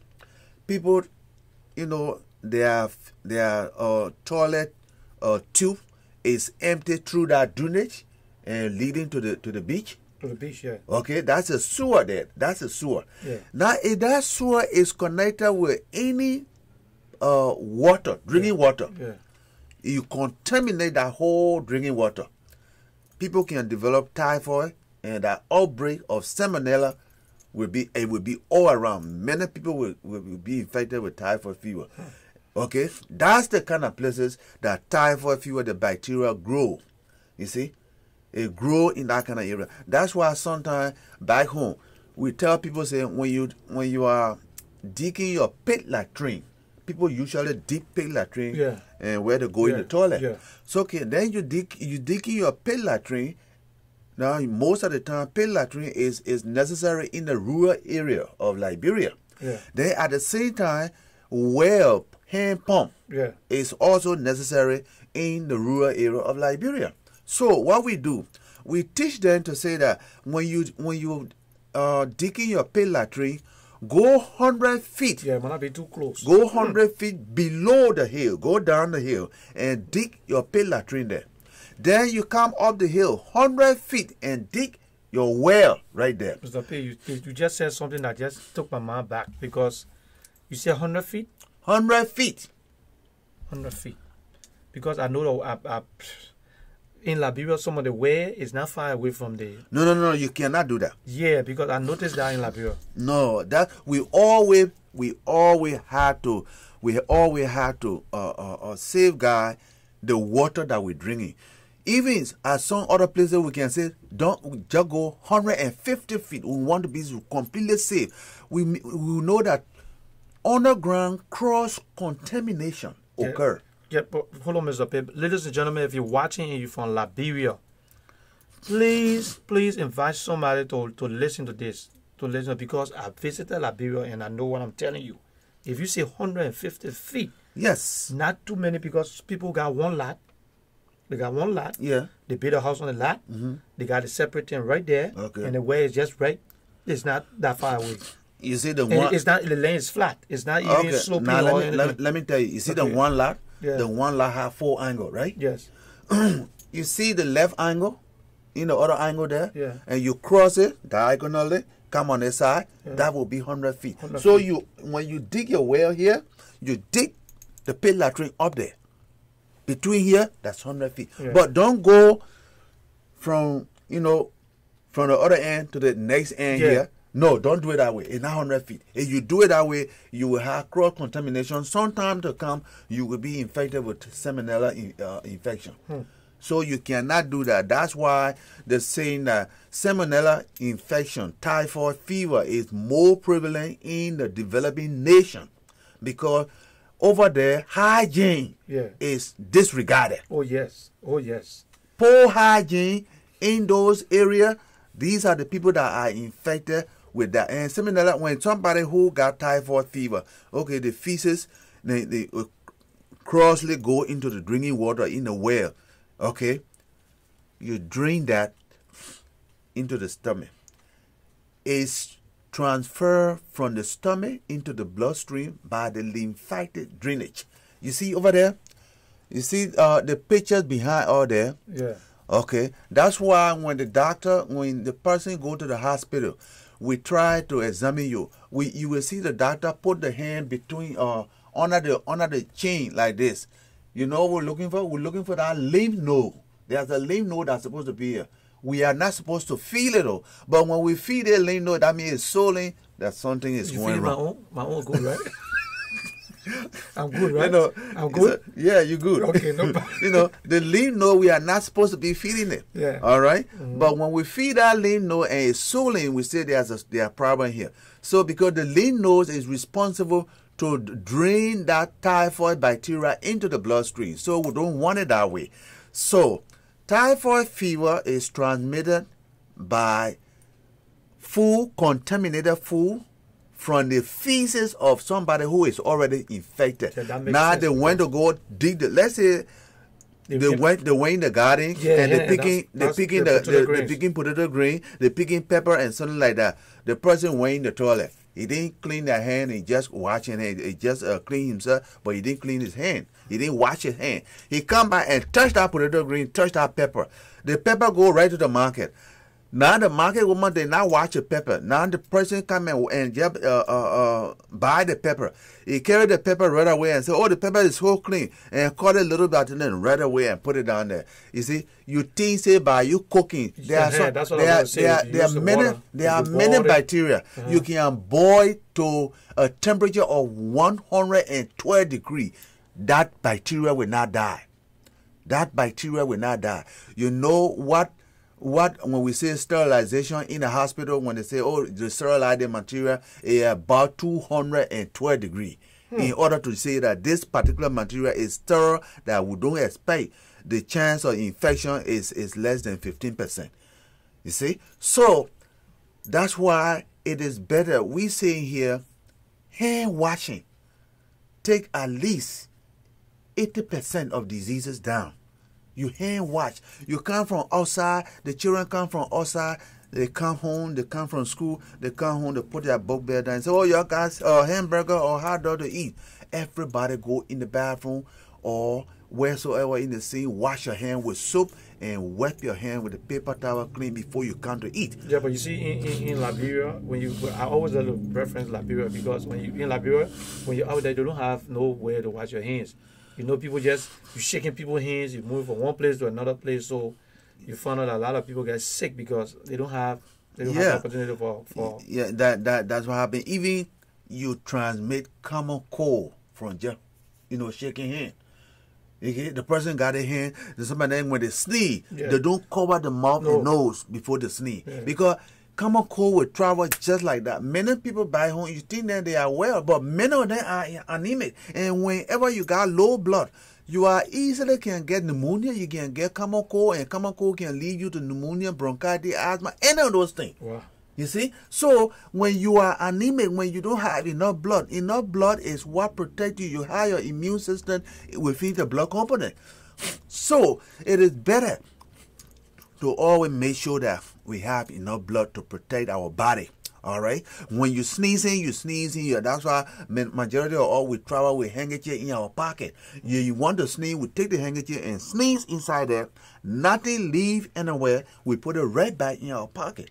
You see? But you see people, they're talking sometimes, they sneeze right in front of the people. Yeah. And that just spread all around. Yeah. You don't, that's not a good hygiene. You don't practice something like that. You don't do it among the children. Even when you see some teacher, when they're teaching, when they want to sneeze, they just sneeze. No. Because you see the little children over there, they got low immune system, majority of them. So when you sneezing as a teacher, you teaching them, they always have to, cover their mouth and nose and sneeze either in a paper towel or in a napkin, tissue. Then you sneeze right in there. We teach the children, do not sneeze just outside like that when you are among people. You sneeze and close your mouth and nose. Okay, you close it with your hand or your handkerchief or your tissue. You close it. In that way, you are preventing the spread of virus, especially respiratory virus and all that kind of thing. So those are the way you prevent diseases. But poor hygiene in places like developing world like Liberia, all our places there, it is where typhoid fever is more prevalent because contamination of water with the feces of people who already got this disease, they at the same time, our people do not boil the water. No. You got well, we teach you, boil the water. Let the water boil and you set it down, it cool down and it settle. Then you drain that water into a clean plate. It cool, you drink. At least you are at least 75% safe from getting diarrhea or getting something like typhoid fever. Yeah. All right. Typhoid fever, it comes with high fever. When you got typhoid fever, the fever is high. It's like 103, 104. It's high. At that time, if you are not careful with 103, 104, you will start jerking. That's what we call fits. You start jerking, and each time you jerk, you damage brain tissue. Children, when they have fever, you put them in the water, in the lukewarm water, and bring down the fever quick. You don't want them to start jerking. When you start, the child start jerking from the beginning with high fever, start jerking. You're causing trouble to the brain. The older person can do the same. If it happens to the older person. Anybody, you are not supposed to be having fever, and that fever lead you to be jerking. Okay. When it lead you to be jerking, you're damaging your brain, and down the line, you will not be normal again. Yeah. So that cannot. You don't allow that to happen with a child. You don't happen. That's why they always tell you when that child having 102 fever, 103 fever, sponge in right away in the lukewarm water and bring down the fever and take in or get them something else to take. And don't let that fever come back. So the same more way when somebody have typhoid fever, that's what they have. They have that high fever. And at the same time, they're having abdominal pain, they have headache, they have diarrhea, they are weak, okay? Those are the same symptoms with malaria. You see? So you go to the hospital now, they say, oh... So the same symptom with typhoid fever is the same thing with malaria. But then this is different.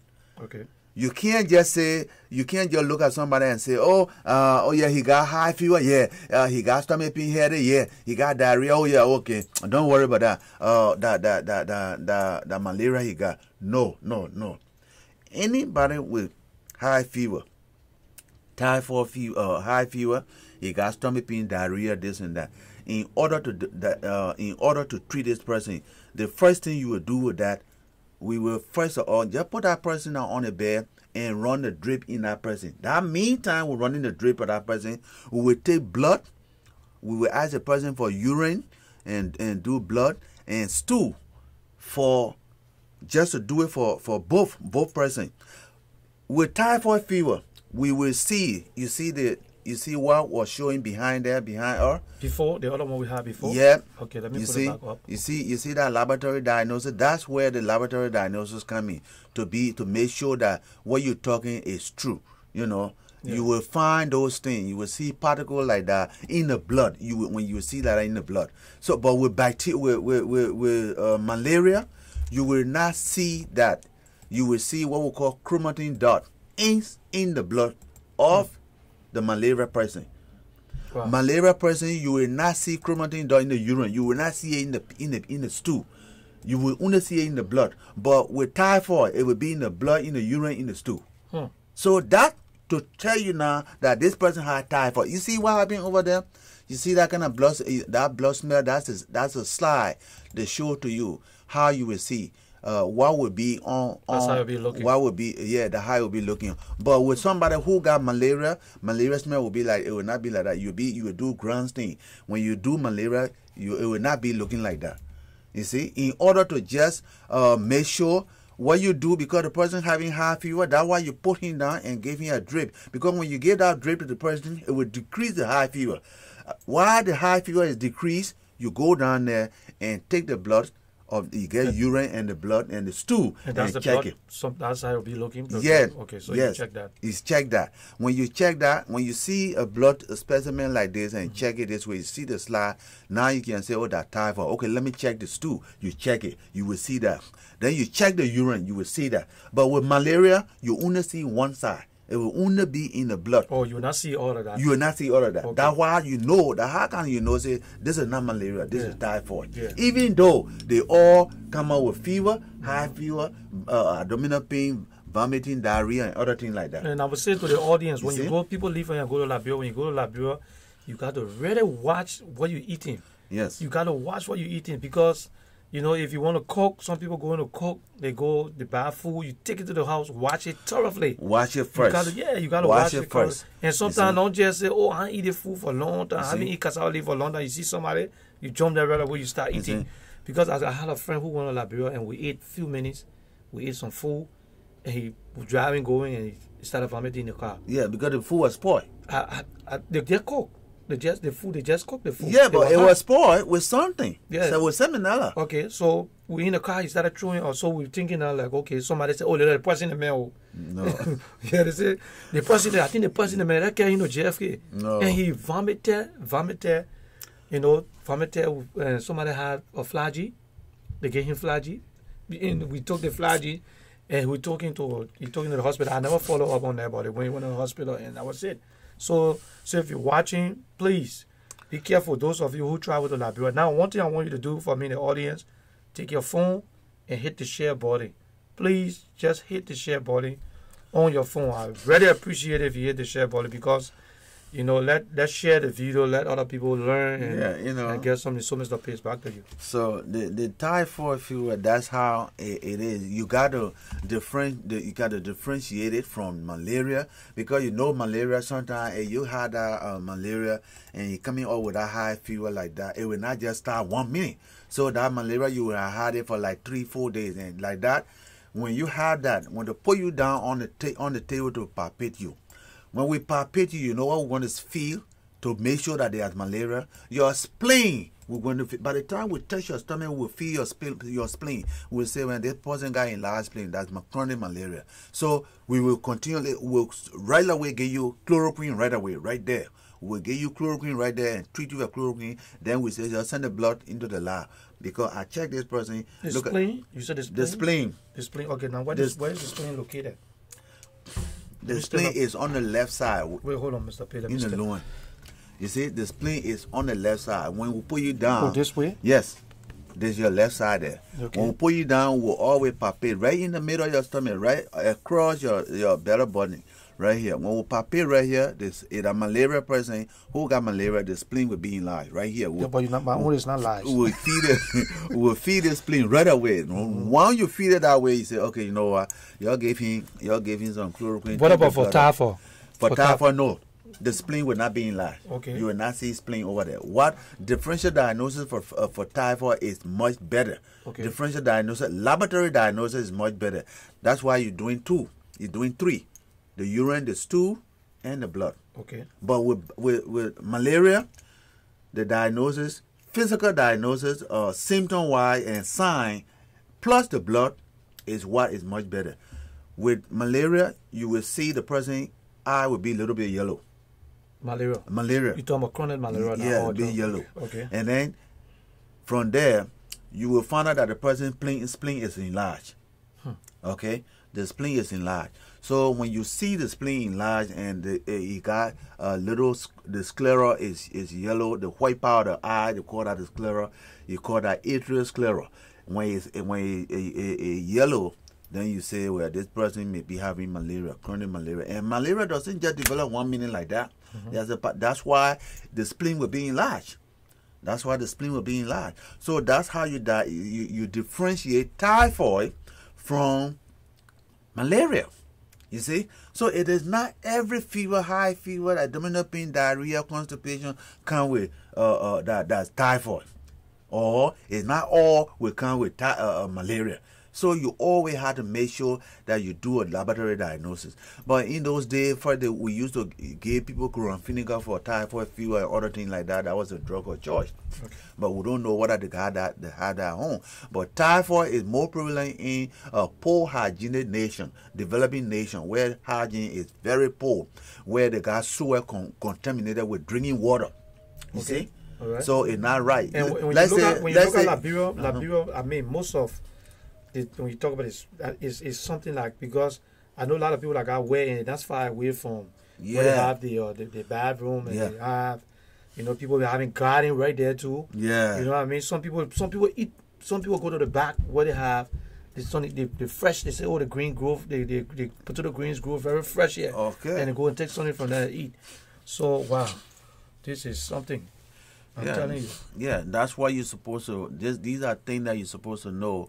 You don't have your pit latrine built closer to the well. You can't do it that way because you have cross contamination.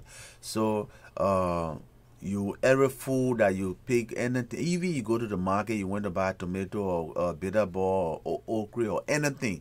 When you bring it home, that fish, even if it is a meat, try to fish your lime juice. Take your lime juice, fish your lime juice, and put it. Just buy as much as you can buy lime, and then squeeze it. Even when you buy it from grocery store in America, right? When you go to the grocery store, whether it's because sometimes it's in the plastic and sealed up, and you think everything is already ready to go. With that. It's sealed up. Take it off and wash it. Take it out. You wash it out with lime juice. Okay. You wash your food all the time. Especially the meat and fish and everything like that, the pig feed, the chicken feed, everything, wash it with lime juice completely before you cook it. That's the best way, because lime juice is acidic, and acidic, more bacteria do not live in acidic condition. You see, that's why you try to clean your food, wash your food with lime juice before you cook it. All right, so that's what happened with typhoid fever. Let's say if you give the right medicine to typhoid fever, in 2 days time the person feel better, but that person will feel better actually in 7 to 10 days when you give the correct type of medicine. Now, what are some of the medication they can use, Mr. P? The drug of choice for typhoid fever, what we used to give is chloramphenicol. That's the drug of choice. Chloramphenicol. The chloroquine? It can be like it can be like ampicillin, erythromycin, terramycin, but it is white. Right? It gotta be prescription. It's a prescription drug. Okay. But I don't know what to do in Liberia. No, I know people will just go over the counter and whatever they get from there. And but the point that if you don't know chloramphenicol, you see, people can't just take flagyl for anything. Flagyl you only give for what we call running stomach, right? No, amoebic bacillus. You see? Okay. You see? When I leave from here, I'm absolutely sure I'm going to be a doctor. You don't just get up and give flagyl for that. But when we'll talk about flagyl, we'll talk about where people can give flagyl. They don't give it. So if your stomach running, you can not every running stomach you give flagyl. Okay. You give a running stomach, you give flagyl. Because the guy I told you about, he was throwing all of that. Yeah, and but we just gave him the flagyl and said, "Mama, take this." Wow. You don't just get running stomach and then running stomach flagyl. Flagyl for amoebic dysentery, and people can also have dysentery, but that is bacillary dysentery before, and then flagyl is not indicated in that. Okay, so for the typhoid. The typhoid fever, they usually take a drug of choice for it is chloramphenicol. Chloramphenicol, yeah. They give it. Yeah, but in Liberia, I think people get it over the counter. I don't know what. I don't know if I had it, but that's the. But over here, it's going to be. Yeah, over here it's going to be prescription, because even the fact that you will see a pharmacy. It's not common yet though, right? The typhoid No.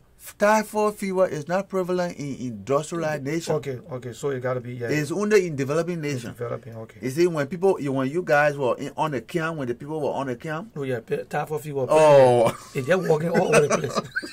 You see, everybody will have typhoid fever. Even in Liberia, they're just walking all over the place. They can call you, say, "I'm here. You want me?" Typhoid fever were all around. You see, because over there you shake the hygiene is the problem. Yes, that's what we call poor hygiene. That's what leads to developing typhoid fever.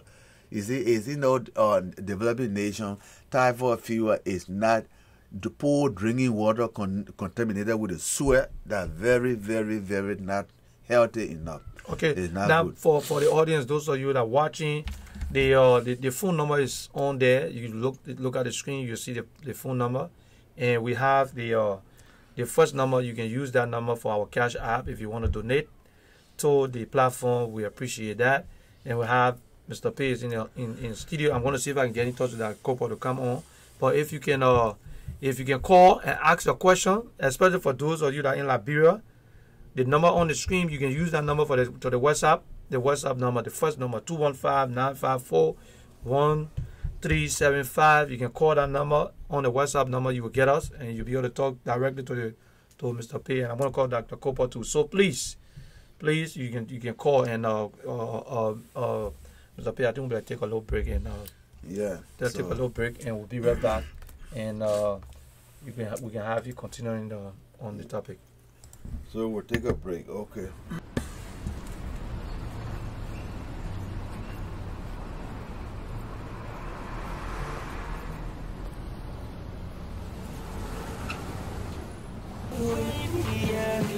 Take a look at my baby, yeah. God damn it, take a look at my baby, yeah. We see riding, we be looking so wavy, yeah. Take a look at my baby, yeah.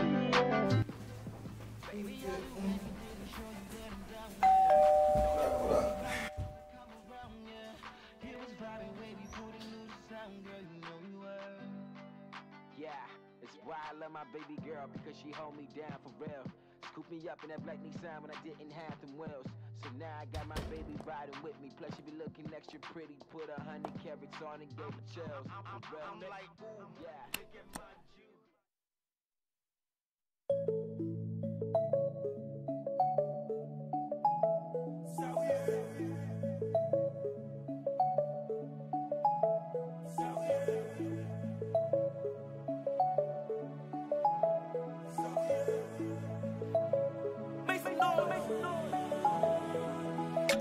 Pretty little mama, what you saying? I don't wanna go another day, yeah. If I don't get to see your pretty face, yeah. Oh no, yeah. Cause you know I like it when you say that. You know I like it when you play that. Ain't no competition when you come around. Oh no, yeah. Cause you got a vibe, you already know. Shawty fine from my head to toe. It's been a while since I had you close. So tell me why would I let you go? There ain't a thing that I wanna need, just your love and company. Baby, I'll do anything you please, just as long as you stay with me.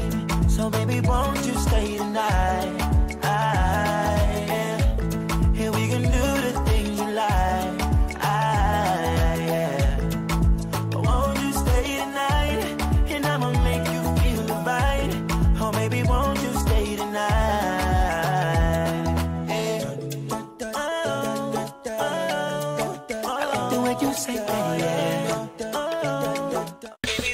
Okay, we are back, and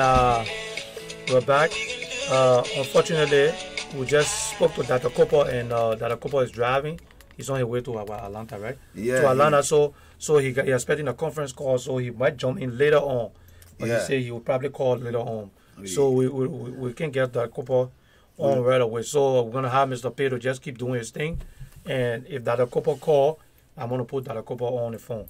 All right. Now, to you, if you're out there, you're health, you into the health field, and you think you got something you want to contribute to this program, we'll have Mr. P. You can call and talk to him, and you can become part of the team. So whenever we're discussing something, you can be part of it. All right? Okay, this? Yep. Okay. All right, so we're going to, Mr. P is going to continue. So, good morning. We are back again on Lrtn, Liberian Radio and Television Network. Our show is Platform for Education. Education, yeah. We are giving you some little hint on, personal hygiene. Yeah, okay, Mr. P, let me ask you something. When somebody get tired for how long it take if you're gonna you before you ready start getting sick, how long does it take? Does it take a few days, or when you hit right away? You get tired for because you see my friend I'm telling you about that he ate the food and he started vomiting right away. That was so we didn't stay that long. We were just there for the food was hot, we ate and we left from there after like 30 minutes. He started throwing out. Okay. So is it that quick? Typhoid fever is quick because it's coming inside the stomach. Oh. It's in the stomach. The reason you get the fever, it will have been drained from the stomach by the lymphatic drainage to get into the blood. Then when you get into the blood, that's the time you get fever. Okay. But until you get fever, that your stomach will be I don't suffering. think that typhoid is hot because your skin was not hot. No, but first thing, when the food is spoiled, you see some of the restaurant, our country restaurant, they cook potato grain, they cook any grain, cassava leaf, flour, salt, this and that, and then they say they're preserving it. All right, they're preserving it. But when you take that soup, when you open that bowl, you see a foaming. Yeah. That soup. Look at the foam. The foaming. Not supposed to be that way. If you see that food, you put a spoon in it, and it's foaming, it's spoiled. That's the physical character of a spoiled palawa sauce, potato green, cassava leaf, something like that. You will not have to eat because it. sometimes it can be food, got the oil on it, they say the food is good. Yeah, this is the food. You see, sometimes you think, say, when the food tastes sour, then you know that it's bad. Yeah. No, it is not all bad food. Yeah, that's how I was gonna say. No, that, it is not all bad food taste sour. No, some food will taste very good, but it's already spoiled. But when you eat it in the stomach, the enzyme is produced. When it produces and react to the poison, you start vomiting right away. There will be no digestion. It will start coming out right away. Before you can even have fever, that is the first thing to do. Diarrhea. You may be having diarrhea right away. You'll be vomiting right away. The food is spoiled. All right? That's the first thing that will happen. So that's why typhoid fever, before you start coming with the fever, you should know that it's all. You see the laboratory diagnosis. Oh, yeah, let me put that on the screen. So you will see that's the kind of salmonella bacteria right there. This one. Okay, let me put it on the screen so that you see, and when that thing is in your stomach, when it's in your stomach, you must look at that. You see over there, you see the water? That's why you get in the water. You see? Those are the things you get in the water. You see? Wow. You see? That's what happened. Now it can cause you to have enlarged liver, the spleen. It can cause you to have spleen, your intestine and all that. You can have rash all over on your body. You see? Those are the things. When you have typhoid, you see, you will start having a white coating in your mouth. That what someone will say, let's look at your mouth. You see that white coating over there? Yeah, let me put it up so they can see it. You see? So those we try to ask you, we try to make you to understand that you look at those things. You see, these are things that when you go to the hospital, and it can be a little bit different. So let the people know that, sometimes we are there, but we do not have a laboratory equipment, and it becomes a little bit bad for us. Yeah. It becomes a little bit bad for us. So. Wow. That's what we call it. But typhoid is a serious disease. If you don't do it, you should know. If this disease can perforate your intestine, you should know that that's trouble. If it can get you enlarged spleen, that's trouble. Your spleen is responsible for your defense mechanism. We call your immune system. Your spleen is the biggest system we got for your immune system. Your spleen. Because that's why when you got malaria, your spleen take them all until it get enlarged. You see? Your spleen is there to protect you.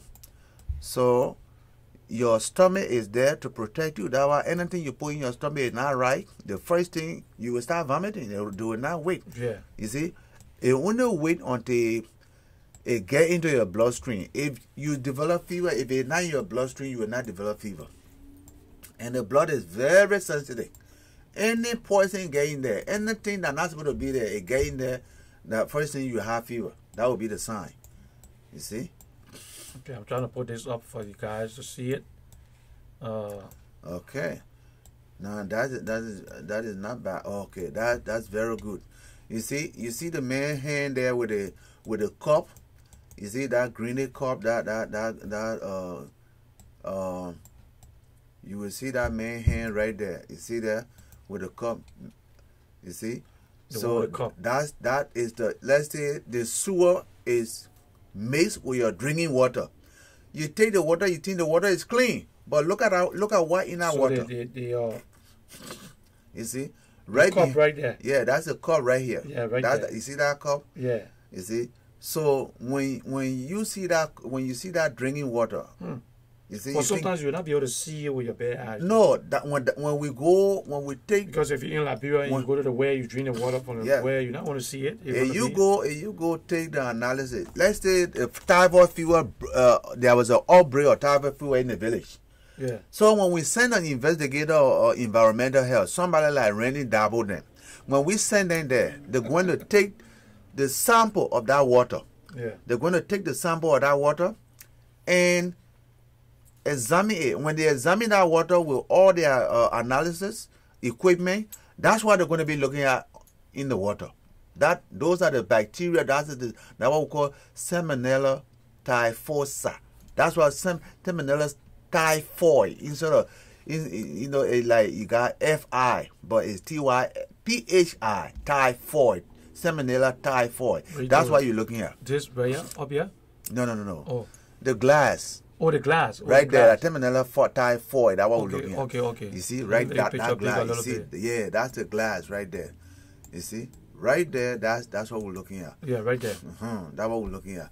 But you see the other one on your intestine where it perforates. Yeah, the one right here. Yes, the intestine. Right there. You see that?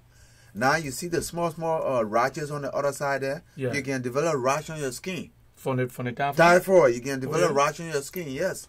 So these are all differential diagnoses in order for the doctor to come up with a definitive diagnosis and say, this is the typhoid. We're treating you for that. So when there's an outbreak, let's say you're treating somebody with typhoid, you ask them, where are you coming from? Oh, I live in West Point. Okay. Oh, yeah. When you say you live in West Point, we're looking at people who from West Point, any of them got typhoid. Yeah, where are you coming from? I'm coming from Lockington. Where are you coming from? I'm coming from Northwoodtown. But you know the area they calling, the area name you're calling, those are the places that most of the sickness is. Yes. It's there. That's where, by the time you say that you're having the typhoid, you're having the fever, and we diagnose you to be having typhoid fever, we tell you, say, do you live in Lockington or Northwoodtown? Yeah, I live in there. I got my house there. So how many of you in the house? You say, okay, we are two, the social person. So those people, you try to bring them in. Yeah. You try to bring them in and get specimen from them. I don't know whether they're doing that. You see, because in other words, you don't want the outbreak to spread all around. Yeah. That is the outbreak just in one house. So if you take the people in our house and take care of them, you contain them, you quarantine them. That's how we call that. What we call, you put them together that nobody will be able to come across them. You treat them. The whole of West, what you're talking about? No, they will be coming from one house. Yeah. Because he will tell you, say, I got my brother and sister living with me in that house, and now he the only person come up. He the only person got it first. He was the first person to get it. That's why he coming. But it developing in the family. Yeah, it's developing in the family because sooner or later you will see them coming with fever again. So at that rate, bring them in, so that we can treat every one of them. But typhoid fever, when you treating it, don't just treat it. You say, oh, okay, we'll treat it. You go home. Always ask the person, where you living?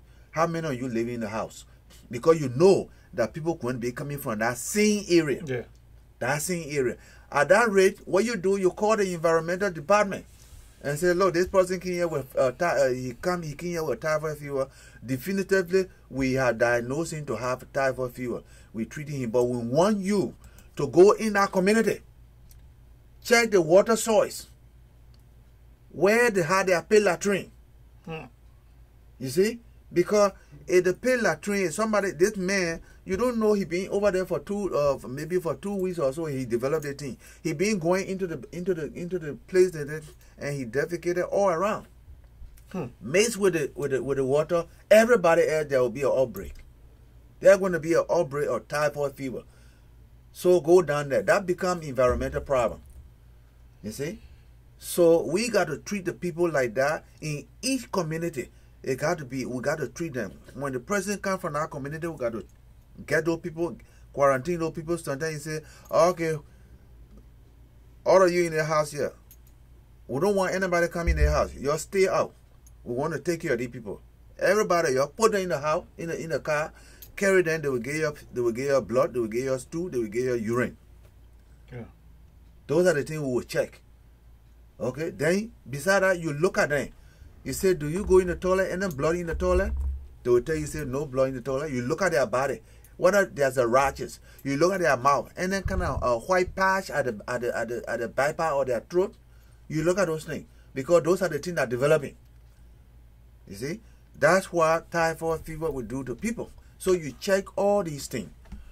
You see, where how this person coming from, treat that whole group. Examine that whole group and make sure that nothing is happening to any of them. Nothing is developing in any of them. But don't just treat one person. It's just like a sexually transmittable disease. Yeah. Somebody got gonorrhea. You didn't ask them for their source. Then you just treat them and go. What about the person that you went with? That person, you leave that person will be traveling to that other person. You go to that other person, go to that other person. Yeah. As a result, you got a whole community infected with gonorrhea. Yeah, everybody got it. You see? So that's not the way to do it. When you treat one person with sexually transmittable disease, try to ask for the source. You see? Try to ask for the source. Anything like that, try to ask for the source. You see? Anything that diseases that are transmitted with water, with food, from that source, you eat something from the kosher and you vomiting, go to that kosher, say, look, man, yeah, whatsoever you cooking here, the whole thing will dominate. Okay? We dominate the whole thing, wash the place clean and clean up the place here. We are not going to allow you to sell anything right here to anybody until we get this whole place clean. You see? That's how we will be able to take care of Liberia to do what we call the healthcare delivery system. Yeah. That's how the healthcare delivery system operates.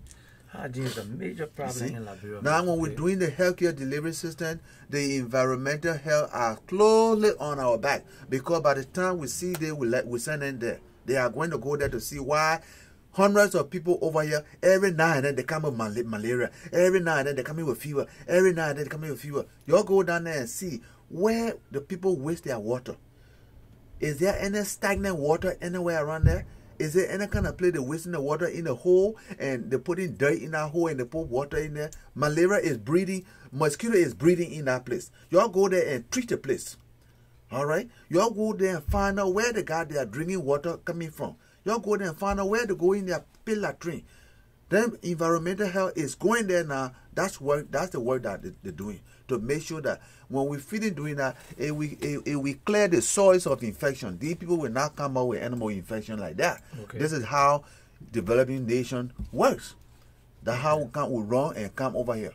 You know. So we will take another break and we'll come back and close out the program for the day. Yeah, and if you're on there, you're watching too, you got a topic that you think, something that is burning and you want, a burning topic that you want for Mr. The professionals here to address, you can also call that number, call me and let me know, and I will tell them ahead of time so they can do the research before they come back on and talk about, the issue. So please share the video, and we have the number on there. There's a Cash App number. You can call that number and donate and help us out. I got a couple of friends call me. I got another lady who she'll call you and talk to you. She want to come on, a guy want to talk to his wife. She want to get in touch with you, which I think she into the cancer business. She want to come and discuss. Okay. They want to discuss cancer, how you can, things that cause cancer and all of that. Okay. So just for the audience, I know when I leave from here, I'm going to be a doctor because I'm learning a whole lot, hearing things and seeing things. So let's take a quick break and we'll be right back.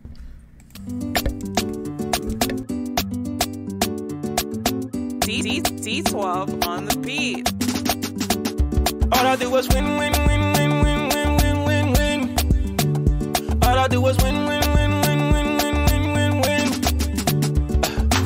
Born to win. I say I was born to win. Born to win. I say I was born to win. All I do was win, win, win, win, win, win, win, win, win. All I do was win, win, win, win, win, win, win, win, win. I say I jump over it. The whole you did by me, I jump over it. I say I jump over it. The whole you did by me, I jump over it. They will see it. I say they will, yeah.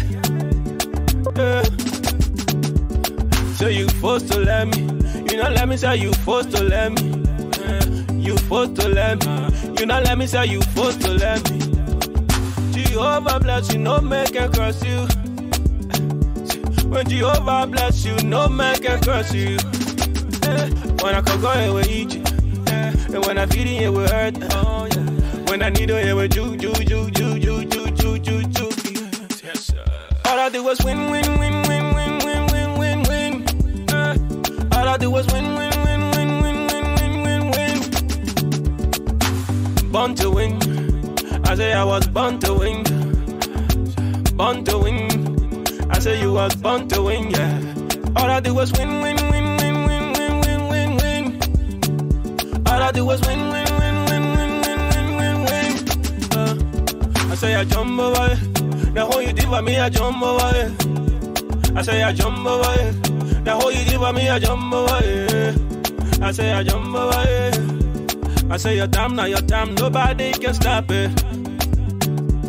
I say your time, now your time, nobody can stop it. They can do what they do, and they can talk all they talk. They can do what they do.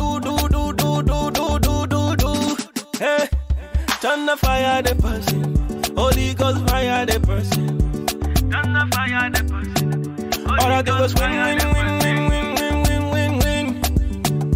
All I do is win, win, win, win, win, win, win, win. Born to win. I say I was born to win. Born to win. I say you were born to win, yeah. All I do was win, win, win, win, win, win, win, win, win. All I do was win, win, win, win, win, win, win, win, win. They will see a koro with a big eyeball. They will see a koro with a small eyeball. They will see a koro with a big eyeball. They will see a koro with a small eyeball. Jehovah bless you, no man can curse you. Jehovah bless you, no man can curse you.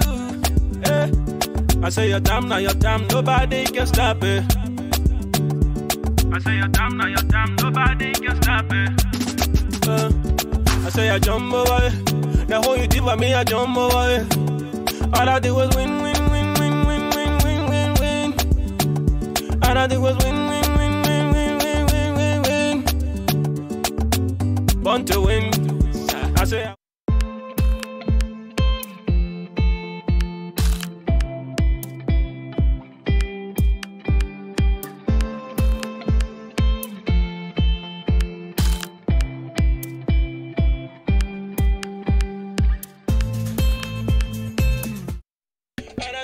Okay, we're back. Good morning, we're back. This is Lrtn, Liberian Radio and Television Network, based here in Philadelphia, Pennsylvania. Okay, and I'm getting a lot of messages, people telling me, well, I'm not looking at the camera. And Mr. P is not looking. Listen, I'm doing 5 different things at the same time. I got all the other platforms here. We gotta be demonstrating and telling you. Yeah, we're demonstrating and telling you. I'm not looking at the camera. I see that I'm working on answering people talking to them because I got the computer. I wish I could show the camera so you see all the computers around here. So sooner or later they will be doing. The sling will come, then they will know everywhere. We're getting more equipment coming, so we're getting things together. So back to the topic. Now I see we have, oh my goodness, we have so many people here. We got Henry Peabody is watching. Body was just on for Liberia. Yeah, he got some people there with him in Liberia, and he doing some work. I got Solo Konaté. That's the one of our reporters we're going to be having in Liberia. I got Sweetie, Felicia, Anita, Marianne, Amma. Amma is watching. Okay. Amma is all to be working. But I don't know what you're doing watching. I hope you're doing a good job. All right, well, you're watching yet? Okay, I got Rosie. I got Rachel, Ricky, Louis. We still got Alfred Topa is on here. We got oh my God, James Saki. How you doing, James Saki? We got James Sango on here too. We got Tracy, and we got, listen, I can't call all the names, but thank you for watching. Share the video to somebody and let them learn something. Okay, we're talking on typhoid. It's up there. Yeah, we're talking on typhoid fever. Just so that our viewing audience will know, and those of us who are living in a developing world, let's say we're talking Guinea, Sierra Leone, Ivory Coast, Liberia, Ghana, Nigeria, all these are all developing nations, right? Yeah. And we got villages all in these nations we're talking about. So the basic thing to learn from this program is that we will reduce the rate of infection of typhoid fever if we practice good hygiene. We should not dig our well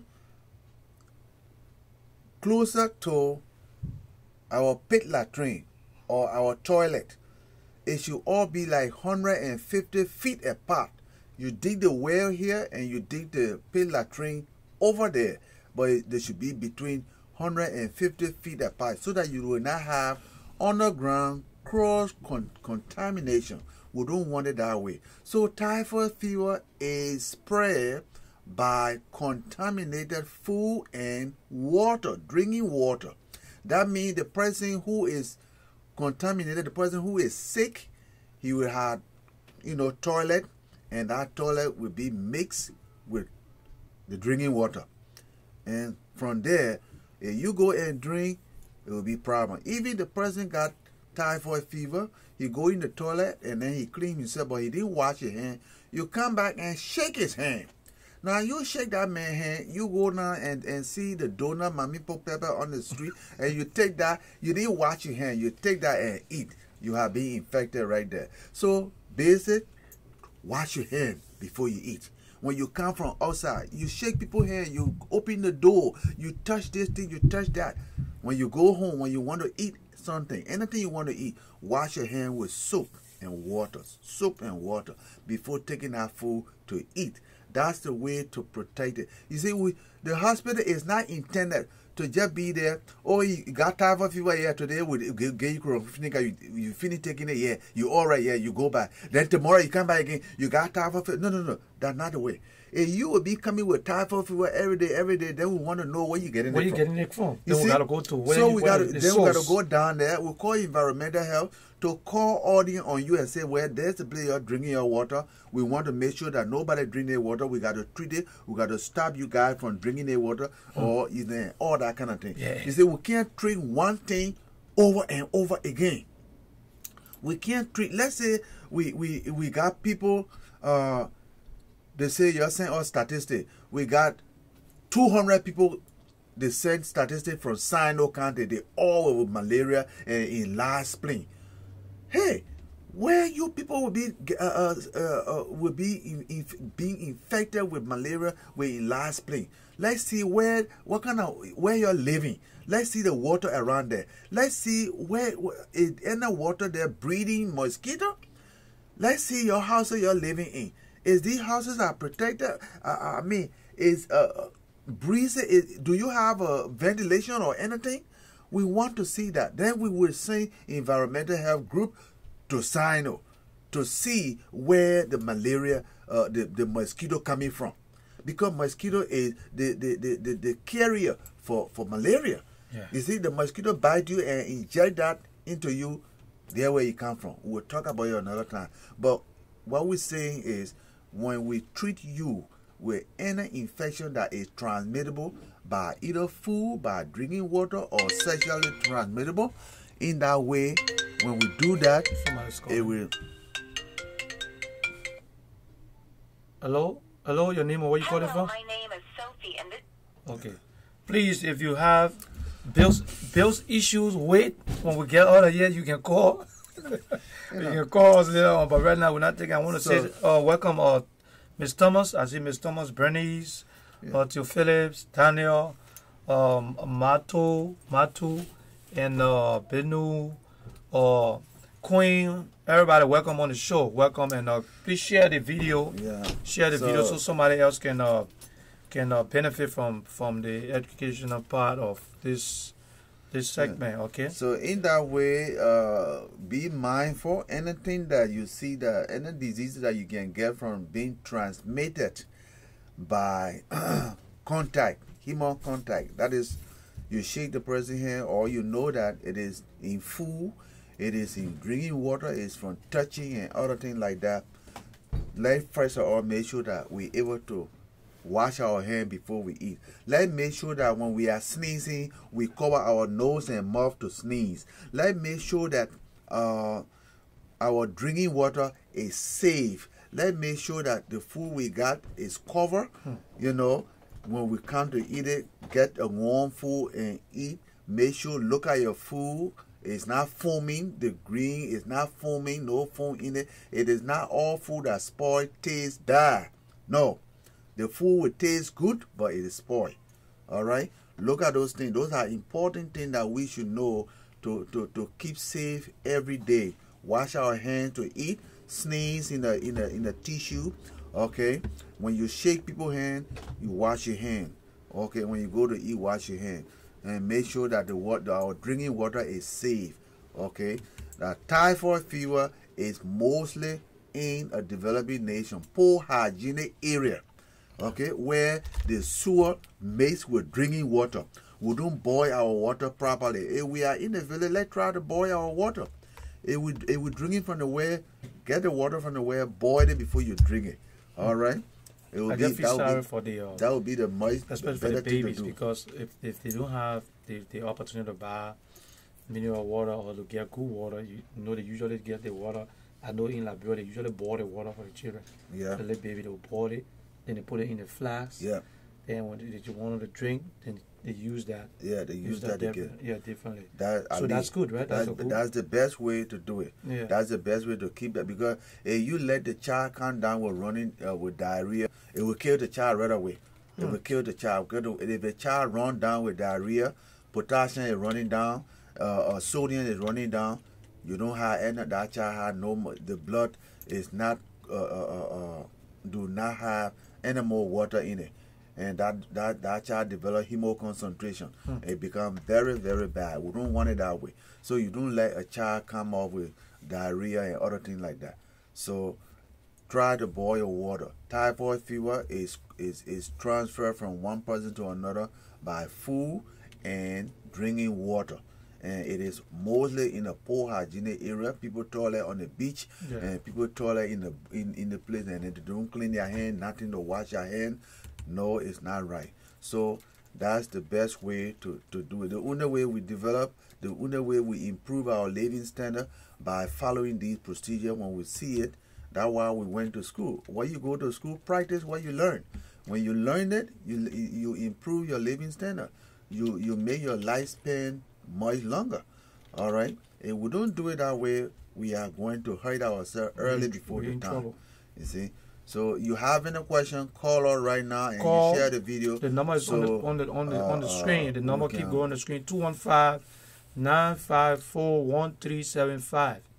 Call, because the more you interact with us, then we know that, you know, we got to keep it moving. So call the number if you're on there. Hello, your name? Hello? Hello? Hi, this call is for. No, we're not taking that call right now. So if you're on here and you're watching, the 215-954-1375, that is the if you're in Liberia, that would be the WhatsApp number. You can call that number right now, and you'll be able to talk directly to the professionals in the studio right now. The 267 number, you can also call that number too, and we also, you can donate. We're asking that you help, you know, help us donate to this platform. I'm going to put the our address also on the screen. You have the address above us, and that's the address. You can write a check, you know, and send it to that address. You know, I need to go check that, because I've been saying that I haven't gone to the post office to look to see if we have anything. And you know, we appreciate it, because we got to run this. And the good news is, by the grace and help of God, when next time when Mr. P is talking, we're going to have a reporter in Liberia, like where you talk about the 100 feet from the separating to the where. We're going to be giving you an example where we'll put it on the screen, and we'll have a reporter right there that will be showing you exactly what he's talking about. We'll have them to go into West Point and go into the places, so you can have an idea on what he's talking about, because we'll have some other different audience on here who are not, you know, they haven't seen this before, you know. So it'll be good for them to see it, and in this way they will be able to donate to a cause that we can help. Even the as much as we can talk about, let's say across the bridge, those are all coming from Liberia, Monrovia, across the bridge. You see that Johnson Bridge, when you cross that Johnson Bridge, everybody that living behind there, all right? Over there, you will see West Point, you will see New Cruton, you will see Lockington. You see that area? When there's an outbreak in that area, everybody over there will be infected, because they are so close together, and hygiene over there is poor. There's poor hygiene in that particular region. Across that bridge, there's poor hygiene over there. When we have any outbreak in Lockington, in New Cruton, and in West Point, everybody, Jamaica Road, everybody will be infected, because there are poor hygiene around. Alfred is asking a question. You say, is it 100 feet in depth, or distant? The distance in surface. No, surface different. The distance, you know, from here, you say from here to on the road, that the distance between the well and the toilet. Okay. That's the distance between the well and the toilet. We're not talking about digging down. No, we're not talking about going under the ground. We're talking about the distance on the surface. On the surface. Yeah. So Alfred, to answer your question, he said on the surface. On the surface. So you got 100 feet from 100 feet from where you're digging all the way down there, all the way 150 feet all the way back there. So that means cross contamination is not. It will be maybe less than 10%. Okay. All right. I'm looking on a different platform to see if I can see the different comments. I'm so just give me a little time, and okay. So the number is on the screen, so you can call that number and you talk directly to Mr. P. And if nobody have anything, I guess we've been on for a little bit. We'll have to call it. And Mr. P, you know what you're going to be discussing on Friday? On Friday, because of all these, it comes with the abdominal problem. Like we see, you got a stomach pain and other things like that with typhoid. We will be discussing what we call amoebic dysentery. Amoebic dysentery, and that is prevalent also over there. You see, amoebic dysentery, amoeba. You see, that's a contaminated water. You take the water from the village without boiling it. You drink that. Yeah, they go to the creek and they just take the water from amoeba. You get amoeba dysentery, and when you get amoeba dysentery, the name don't sound good. His name alone can tell you that death. Oh my goodness. So we'll be discussing amoeba. So you see, it's a blessing for me to have all the guys around me. So if anything going wrong, each time they set an example here, I'm gonna ask the question to make sure I'm okay. So you know, this like I said, no copay. You don't have to go to the doctor or anything. You sitting there right here, you look at your phone and you can ask your question. Anything going on with you, you can ask the question right here and they will be able to answer your question. So call this number. It's important that you call and share the video. Some people can travel from Liberia here with amoeba dysentery. Yeah. Because it may be developing in your stomach, but by the time you get here, then you start going to the bathroom fast, then that's trouble there now. Yeah. So we'll be discussing that. Just like the way somebody can come here with malaria, the first 2 weeks you spend here, you start feeling cold. Then that malaria will knock you down first before you can know. Yeah. So we will discuss malaria, why people come here, and I was not having malaria before I came. I was not having malaria. Yeah. Now just 2 days ago, it's just like to say they got malaria. No, they brought it with them. You see, you brought it along with you. Yeah, so we'll discuss malaria next week. We'll discuss amoeba dysentery on Friday. On Friday, right? Okay. Friday we'll discuss that. We'll discuss amoeba dysentery, and we'll put down on the screen when you have amoeba dysentery, what do we see in the stool when we go to do analysis? So you will see it at the back. Yeah, so you can see that and have it. I will see if I can do the slideshow too, so you can, while he's talking, you can actually be seeing exactly what's going on. So it's very important. I want to say thanks for watching. Let me see if we have any comment. If we have any comment yet, those that are calling in. We got so much going on here, different platforms, everybody on here, and we're watching. And okay, somebody on YouTube say thanks very much for the program, and this person saying, let me see. Yeah, somebody saying, thanks for the program, and somebody saying, okay, it's actually Monday, Wednesday, and Friday. Yeah. Mr. P is here Monday, Wednesday, and Friday. And just to let you know, we're not going to be only in studio, because we're planning to start going outside very soon with G Money Cannibal. I was on his show earlier because he's supposed to be here, but he has something to run after. He just came in the studio, so I did show. You saw me on his platform. So if we don't have anything else to say and nothing else, especially for the dual citizenship, we're going to come back and discuss that. But if you're a Liberian also and you in America and you are a citizen or your status is right, please call your local representative, statement, and ask them to please support the bill.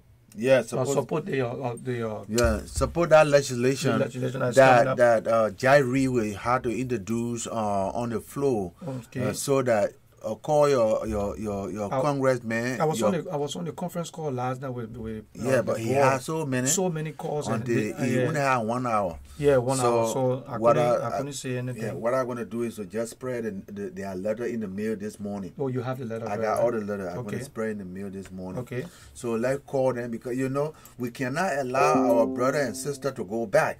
In America, not actually going to do it. By the time we show up to Washington, you will see something different will be formulated right away. So call all our friends, call your congressperson, so that you can tell them. Put it on speaker.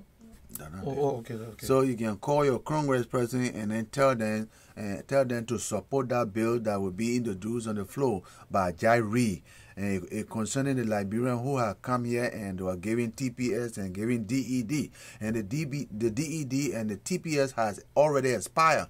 So Trump is threatening to send the people back if their starter is not correct by the time he think he's set up. So that's why Jairi has formulated this legislation, and it's going to be introduced on the floor of the House of Representatives. So majority of the Liberians will be taking on Washington on the Thursday tomorrow, the 14th. Yeah, 14th. They will be going to Washington tomorrow to see. You had the opportunity to go up there. To go down there and then help and see our various Congress people and who will be there to help. So we will be contacting like Cory Booker, Charles Schumer, Nancy Pelosi, all the people will be contacting them.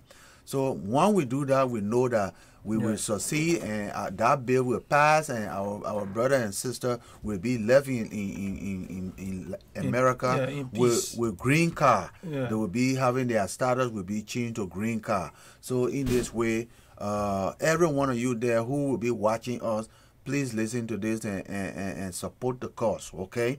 If you either can go to Washington, if you want to go with them, fine. You can just go there. You know, anytime we go to, when they say march on Washington, they're looking at the numbers. They're looking at the group. Yeah, if you don't have numbers. Too many people, they're not so gonna you waste don't their have time. enough people. They're not going to waste their time. It's not Except that serious. you don't have enough people, except those few people who are in front will know who are the Congress people they want to see. But mainly they like to see the group of people. When the group of people are there and the Washington Post come and take pictures and all that, now it's becoming important. Then then they will send it to CNN, and all the other media will start putting it on. So that's why the number is important when we're taking a march onto Washington. So those are all who are here. We will be going as well. So let us go and then support this cause, so that the brother and sister will be having.